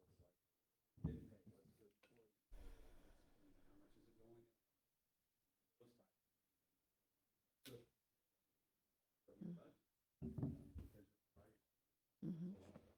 Yeah, I would have to say that I really struggled with this because we've not had much information at all. I'm someone who's been pushing to get more information on water and sewer. What are those costs? We don't have any idea really what we're looking at CIP. We are waiting to hear a report with USDI, what's the possibility for our gas company. So I feel like a little bit like the cart's before the horse at this point. And so I even put on my sheet, I need additional information because it's very hard to make decisions when you don't have information and you're just trying to guess from the past where we should look and the environment of where our city's at right now, with utility infrastructure capacity. So I just feel like it's very difficult to be answering some of this when we don't have anything in front of us to know what we're looking at. Yeah, and from your standpoint, I could see that. But what we're looking at the reason that you're, because they need to know what kind of information you want. I mean, they could spend days getting all kinds of information, print every report that the software will do it. You'll get it all, 100 pages. What is all this? What do I need? I don't need that. So they, what do you specifically want? And those are the comments that are in there. And again, staff, this is really a lot. Mhm. What kind of reports do you want? Those are the things. See. So yes, from your standpoint, it is. It's saying, well, where do we cut? Well, again, that's for the staff, because if they need to know if you're looking at budget increase, they're going to question, they prepare something. Budget decrease in it. And them, it's not worth spending a lot of time saying, here's what we're going to do. And then they give it to you and you say, hey, you're not cutting that. You got to cut something. And I think from a decision maker standpoint, if I don't know what is being spent where already. Correct. And I have asked for these reports, and I don't know where it's already being spent or what it's already budgeted necessarily, I can't make those decisions either, so I cannot really tell them this is maybe the direction to go if I don't have a good picture of what is already happening. Yeah, and, So, and, but and again, I understand I that was from your outvoted, view. so. You Mhm. used to, that did, Mhm. and more detail than what the council sees. Mhm. Again, council, Well- priority making. And, you're gonna wanna see a lot of that, and maybe council does too. Again, that's why we're asking, that's why I'm asking the And question is, everybody wanna see all the information, and what kind of information do you see? That will. Mhm. Honestly, is from. Really, you already have. I thought it was great seeing that all of us were on the same page of realizing that the sewer is a priority. And yes, we don't know what the solution is yet, but we know we need to be focusing on that and setting up our budget to support that. And also that most everybody thought that the streets are definitely important. We just went through kind of a 10-year recovery of getting our streets back up to where they needed to be because they had been neglected. And I think we all, or most of us, want to keep that from happening again. Yeah. So, so do your best. Like I said, keep in mind that not to be held responsible for anything you do tonight. It's just a direction for the staff. And again, I'll do a report that lists all these things. So don't get something that asking. Get it. Or also knows that this, because it wasn't a priority. One thing has difficulty with is council.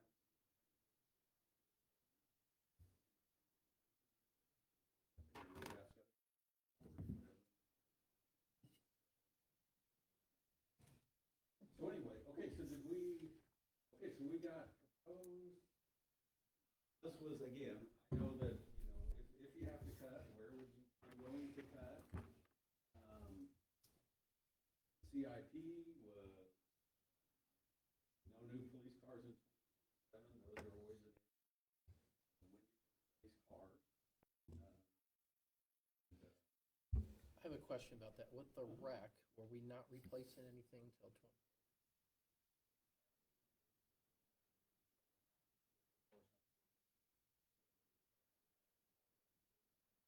Okay, so there was one in 20. Okay. I couldn't remember with the rec if. You got 2 last year. Yeah. Yep. I- Yep. Finish the deer. Normally, we Yeah, don't yeah, yeah. plan a wreck into our budget. Yep, yep, that goes around. There were three that said maybe look at an administrative cut. And those were the two majority. They said to look.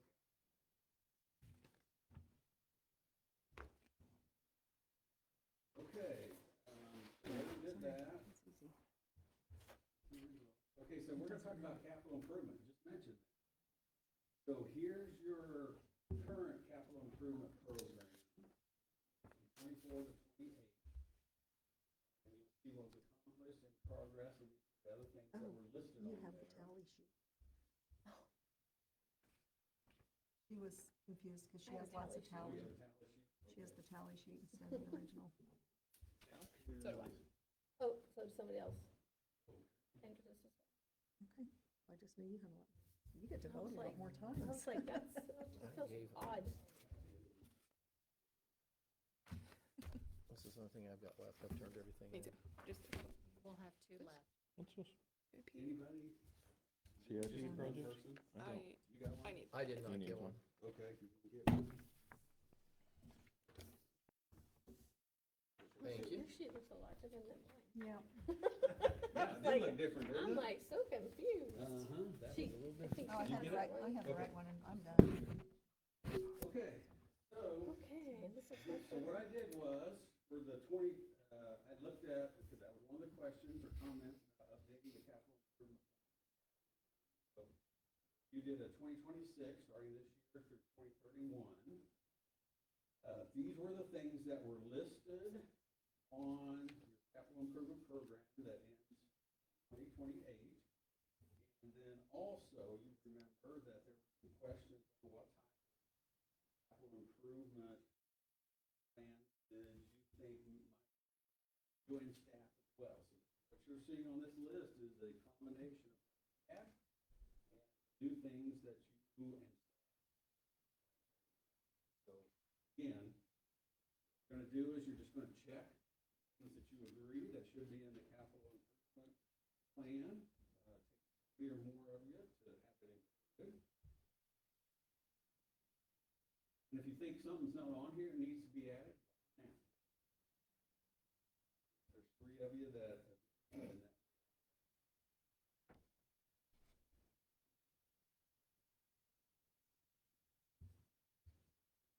Matt, do you know, did we get we got the UTV in 2025, didn't we? The new Kubota? Hmm? No? I thought that was fairly new.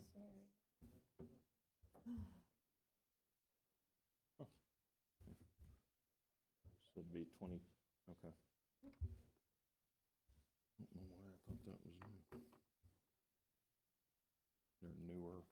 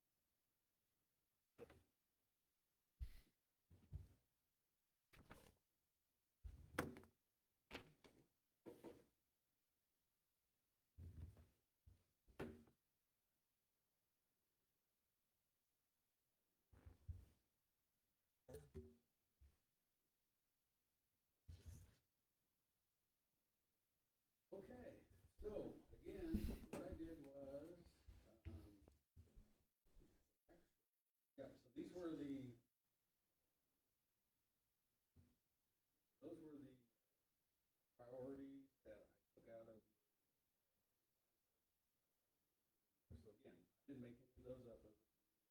Your,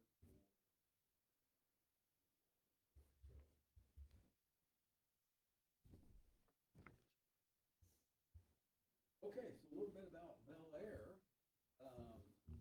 So I started in '07 and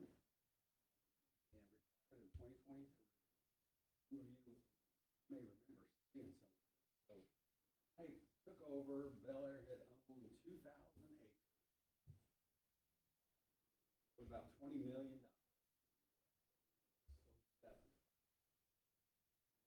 So there was the city limits, Bel Air. Here's what it looked like back in '08. Around '08, you're gonna remember when you drove up Rock or Oliver. In 2012, from Webb Road and 53rd, as you can see, the only thing that was there was water tower.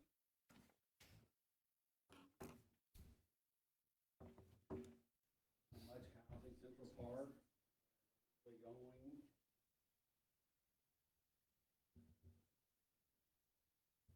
Where had the debt come from? Purchasing. Okay. So they went into debt to semi. And we created the Sunflower Commerce.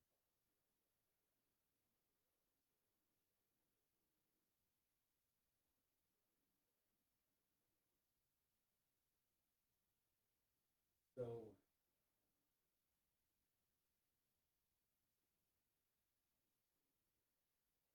okay, so Integra. So you remember that was just on the south side of 254 at Rock. And planning commission was looking at owning this area. We had residents from Kechi come and oppose that because of Oh, the Heritage Hills. Yeah. And so they, and they're allowed to do that. Yep. They're limits, Right. but it did get approved. What they were looking at, phase one was a 1 million square foot building, 2,000 plus employees, $2 billion investment. They had to have at least 110 acres.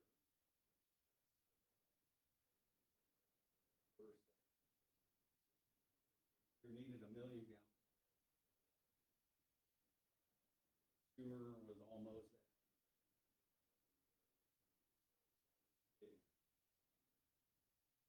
They did get the funding from the state census. They required local funding if they got the state grant, federal grant.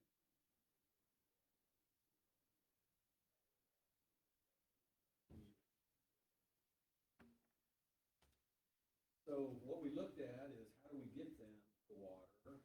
Bel Air could provide them, but they wanted another source, so all water line. If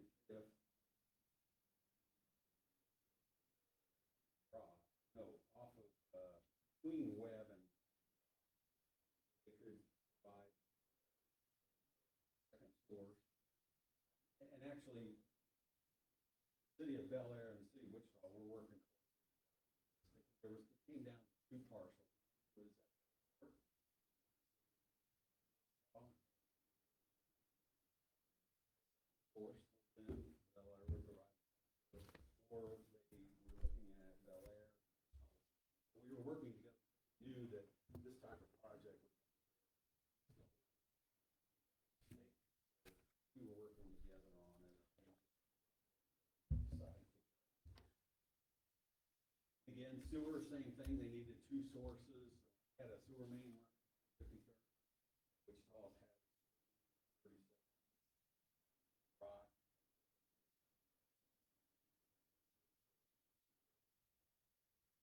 So these were the incentives that we had to put together, get them. So we were looking at assessed value of the building was about 100.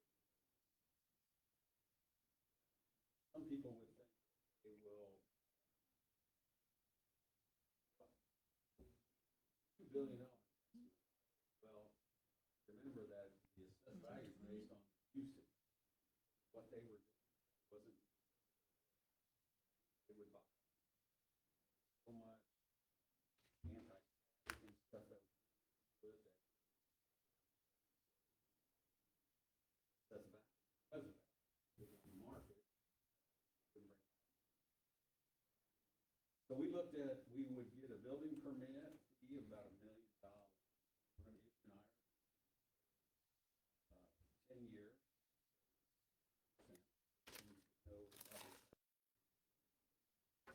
We did have some. We're also gonna set up a TIF for them. So basically, TIF for 20 years, years 11 to 20. Then we had TIF fees that we included, which TIF the big thing was our franchise fees would go up because I think a lot of electric and gas. So we were.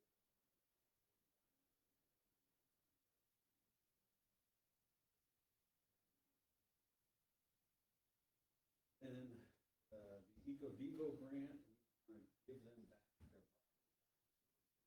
35 or 10 million. Put in about 50 in infrastructure, if we left.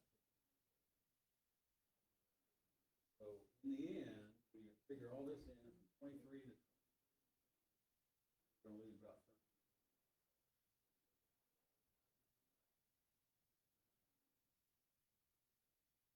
So when we look at property, again, $100 million. There's 1 through 10, 11 through 1 through 45. Still got from them, and so that was going to equal about 60. And then we would get TIF funding, like that. So going to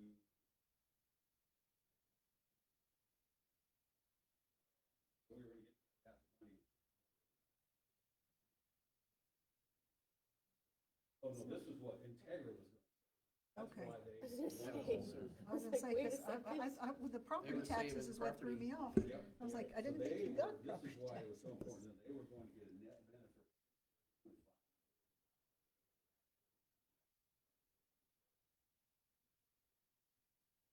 So where'd that 6 million come from? We had to do a traffic study. Go in. That, we estimated rock and web, permits have to. Needed a frontage road, 254, because state was looking at for change that web, so rock. And then about 10 million water main improvement.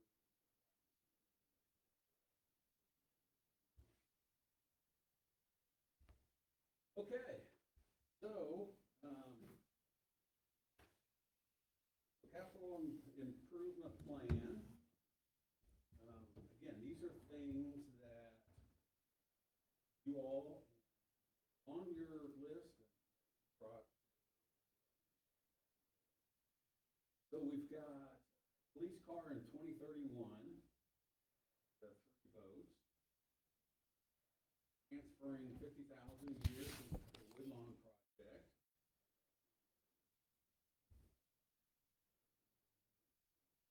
Sewer improvements, priority number 2. Got 4 votes. Utility vehicle in 2027. Kechi Road, Oliver Phase 2. That got votes. Park improvements, 4 votes.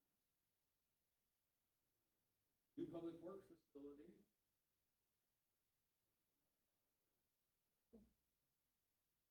Sewer master plan, oh, let's see, water master plan, 4, sewer master plan. Gas system expansion, free. And that's it. But what you're seeing, I think you should take heart in is you all are agreeing on a number of things here. There's everybody. So you have some commonality. Some things all agree on. Half of you. That's the sad thing we have.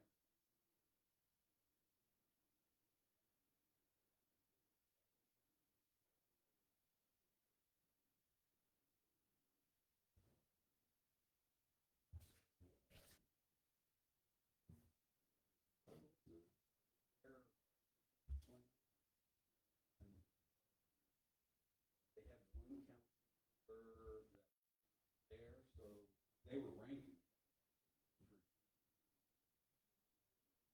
One care is, because again, they were trying to get what's number one priority. And priority, that one vote, move, number one. So, again, so what it means in this process, okay, for example, Anderson to Oliver, one more person. So again, these are the things that staff is going to put together, bring the CIP to you, and full council. More things to it, but this is a start. To look at budget. What did you say that one was? The Oliver and Anderson? Yeah, Anderson, Madsen, Okay. Mayor. But Isn't that's being done that's this being year? done this year. We just voted on it at It's the last already, meeting. it's already been completed this year. Oh, okay. Okay. So They that's what, I mean, didn't I exit, didn't, they just Oh, to the okay, well, side. it was, Yeah. so it was on your It's already- previous one? We've already had bids. yeah, we, Okay, yeah, Okay, so- so, yeah, yeah, because that one was, I think I just pulled that out. It is on the old one. yeah. Like I said, we just, But it's like, at our last meeting, we just voted. Yeah. Yeah. So it hasn't been done, probably wasn't. Well, yeah, Anderson? it's not complete, but we just voted on it to have it done Yeah. this year. Yep. Yeah. I think Thomas said that Anderson's going to be pretty. It Yeah. got pulled. So again, when you see the CIP, the things that are on here will discussion about, okay, are those still? So we need to add something, so again, whole year. It's just that they are voted on today. Give staff. Okay, so the next one, or last one, the last. Okay. Council. So council goals, this was a question that I had, is what are your goals for 2027? What do you want to see accomplished? Some of these relate to the budget, some of them don't.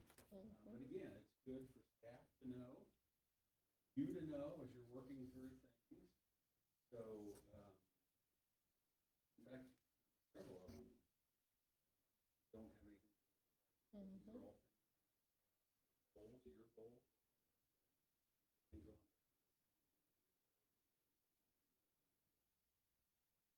Please put your name. They did.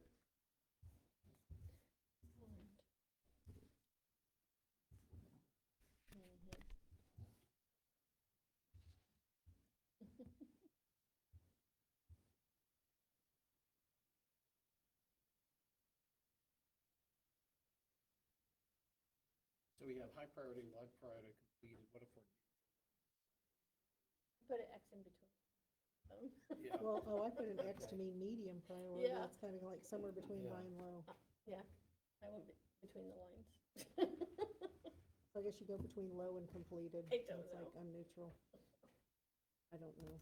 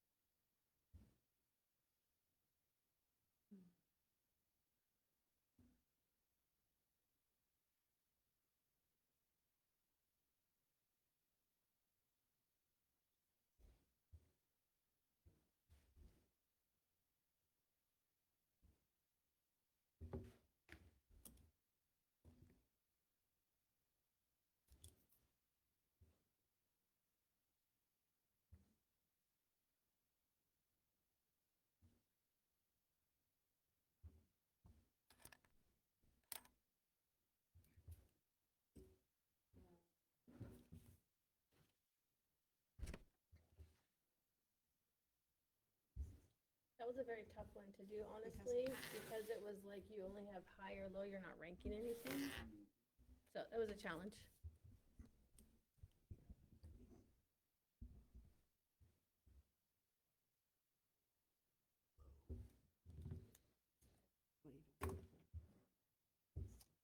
In the parade. I just answered. I don't know. Some of them I put Certain time. like senior services. Oh, fun. I just put a question. Oh, fun. My youngest. My youngest. We rented a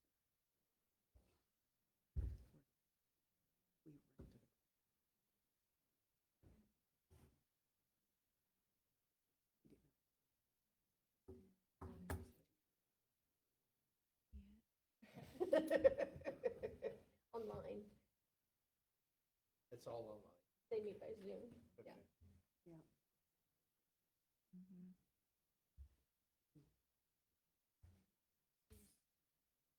Seems too harsh to put low priority, but I just left them, so. The ones that aren't marked. I probably gave out too many A's when I was a teacher.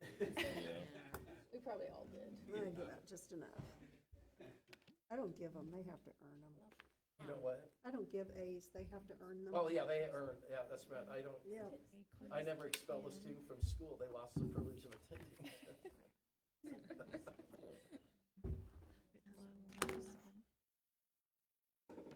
Okay, well, as I said, this is not easy. But for you, it's not easy, but for council, it's very important.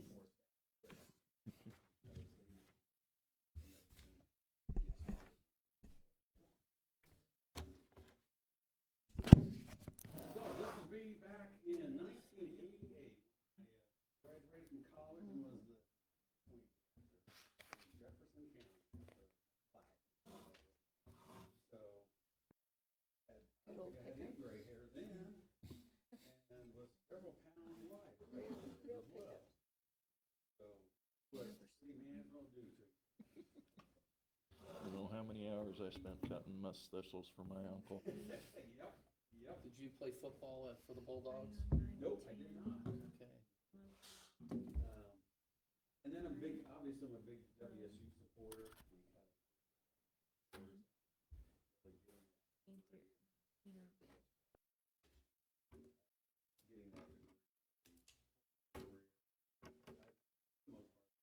Getting that career.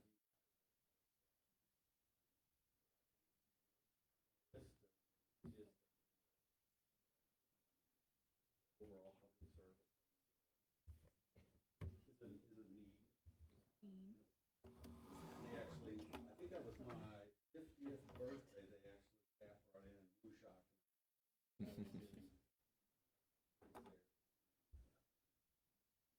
In Bel Air, and then again, like I said, I went back to school, had 2 kids. And my wife.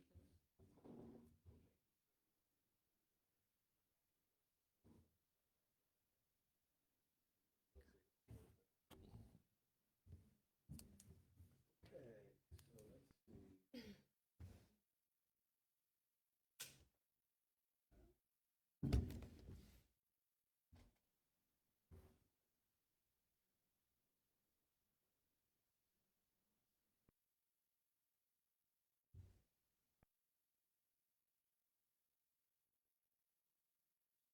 Okay, so big question, have you paid for the facility? You want some on personal stuff? Pay for it. So again, questions? Really what I want to know from, what is off the, all the different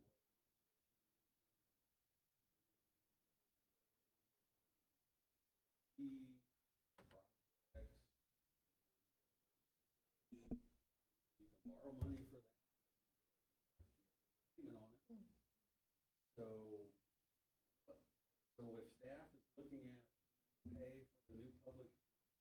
be, that's awesome. Open to thoughts, as again, as a group. Anybody to say that really raised? Not saying, I'm not told you, yeah, we're gonna raise, but raise, saying that. Saying, what would you, open to discussion? Project. Cost. I think part of the challenge there is some of that is out of our control because we get our water from Wichita and our sewer goes to Wichita, and that things can change very dramatically there. And we have to respond to that. As far as how that impacts improvements, I guess what I'm saying is, I'm not gonna say that's off the table, because we're not gonna get. Does that make sense? And I think that makes sense, and I would also say it's not off the table in the sense that the utilities have to help fund the utility operations. Yeah. So To be self-sustaining. we can't say, well, we're gonna have the general fund and the taxes pay for those services. So I would say no, utility rates would have to be part of looking at utility infrastructure. Now, how we stage that and how it looks, that's definitely where that conversation continues. But with that being said, I will say that Public Works does also do things that are outside of utilities. So to have that be kind of a hybrid of how it is funded is something that we would have to look at. Typically.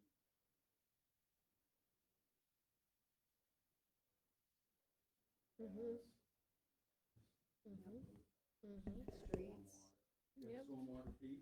yes. We do. Yep. How do you want us to put this? We on? had to- haven't always had one, but Some And of my we had to go ties, through that a few years ago to balance that out, because they were way out of because whack. the 'Cause EPA was just. they were a lot more utility heavy than we were showing. Yep. So I guess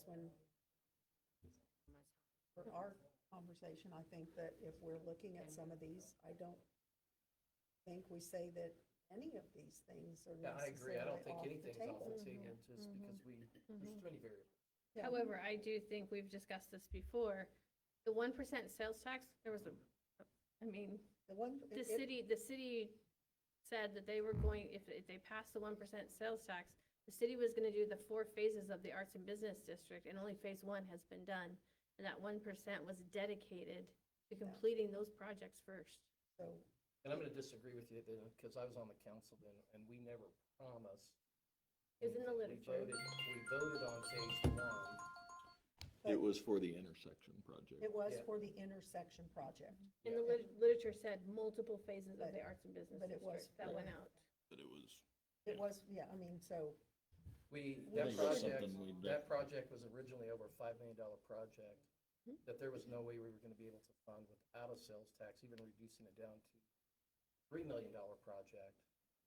But the whole purpose was to get phase 1 completed.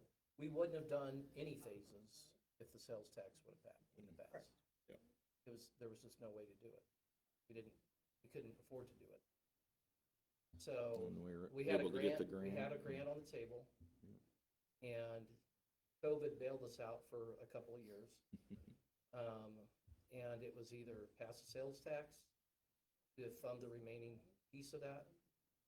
And we had gotten it down from 5 million to 3 million, not burying the power lines, to having the power lines above ground, to, having, but we never, it does not. It it does doesn't. not, but we never voted on a phase 2, a phase 3, a phase 4.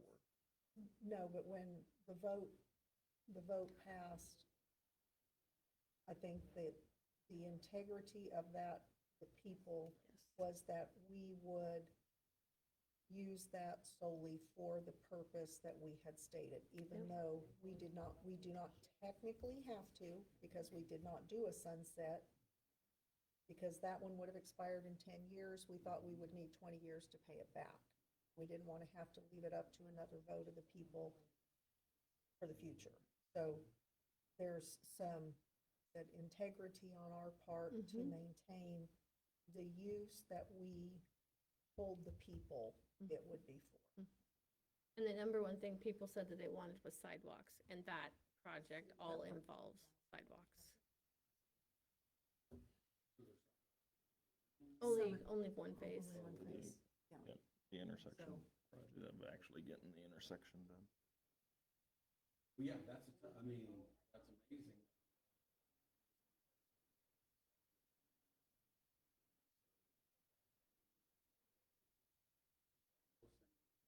Mhm.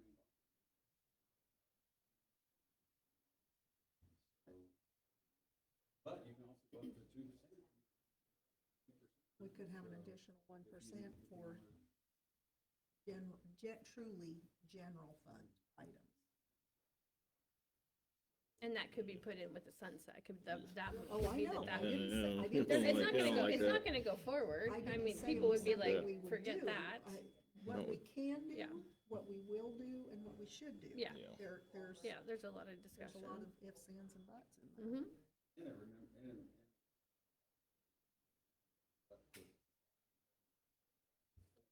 And that's a, That's, you know, and that's what I want to hear from people is, do you want us to use that? Because I felt the same way. It was passed for the intersection project. And I actually want to see if we do phase 2 down to, you know, toward the post office, if we do Mm-hmm. whatever, Yes. whichever the next phase would be Mhm. toward the Mhm. park with everything going on there. Yep. I'm fine looking at that, but I also want to hear from people, if we can give some property tax relief, do you want us to keep the sales tax and use it for streets? Because we can. Yep. Mhm. But I want to know that. Mm-hmm. Because for me, when I look at it, I know it's a little more risky for a city because it's not guaranteed money. Right. But on a sales tax, if I need to, I can choose not to spend that money this time. I don't have that choice with property tax. I gotta pay that or I get in trouble. You know, so to me, it gives constituents a choice. But I think that's a great conversation. So like, how do we find out what the people want? You know, that should be a discussion that we have, is how do we want to move forward, trying to find out what they do want. so that's really what I want. Because rates are.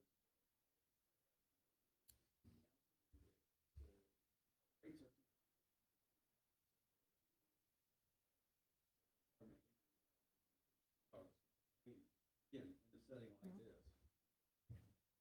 So that's why, so staff need to know if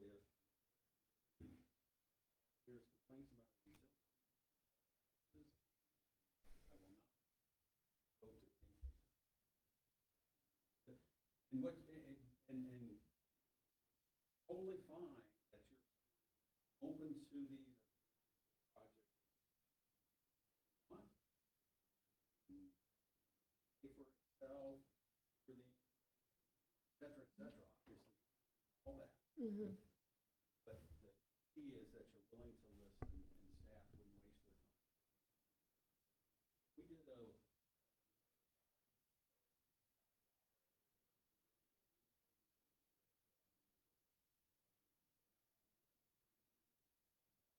That's all. I appreciate that. Okay, so let's look at, so what did we, what are the council goals for 2027? Restore residents' faith, the city has their best interest at heart.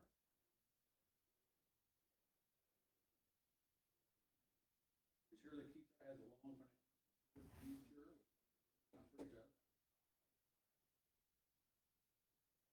Promote thoughtful growth. Faith.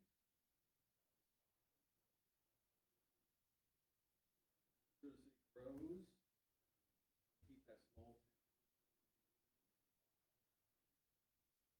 always let these for the ethics.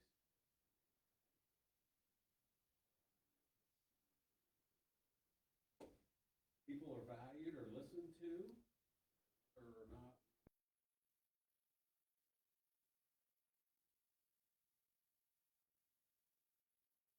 That when growth comes, that we consider it or diligent. For community involvement, that's a priority.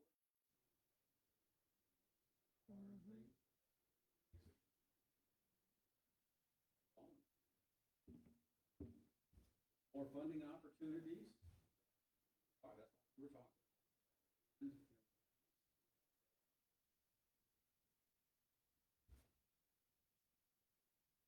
I'm curious how many sidewalk expansions up there.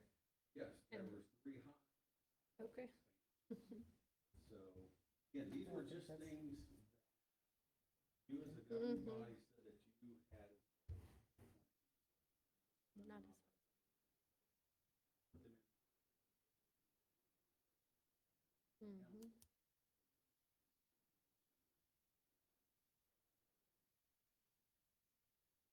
So what's next? Like I said, I'll create a final report and I'll have it done within the next month. And I'll highlight, give you the results of surveys and things. I don't use names, but. And then staff and council will get a copy of that. Staff's gonna focus on those priorities, priority 5. What they are. Need to look at it annually. You'll have this as a template. Sure you back.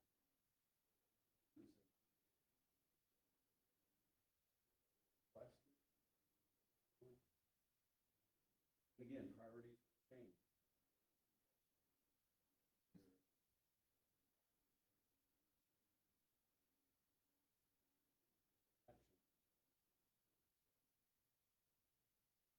Well, thank you for allowing me to come. I feel like I'm kind of home, right in my backyard at least, and I appreciate the opportunity. And like I said, to reward you. So, Pam's got a copy. Thank you. Good. Thank you. Thank you. Really appreciate it. I would entertain a motion. Oh, sorry.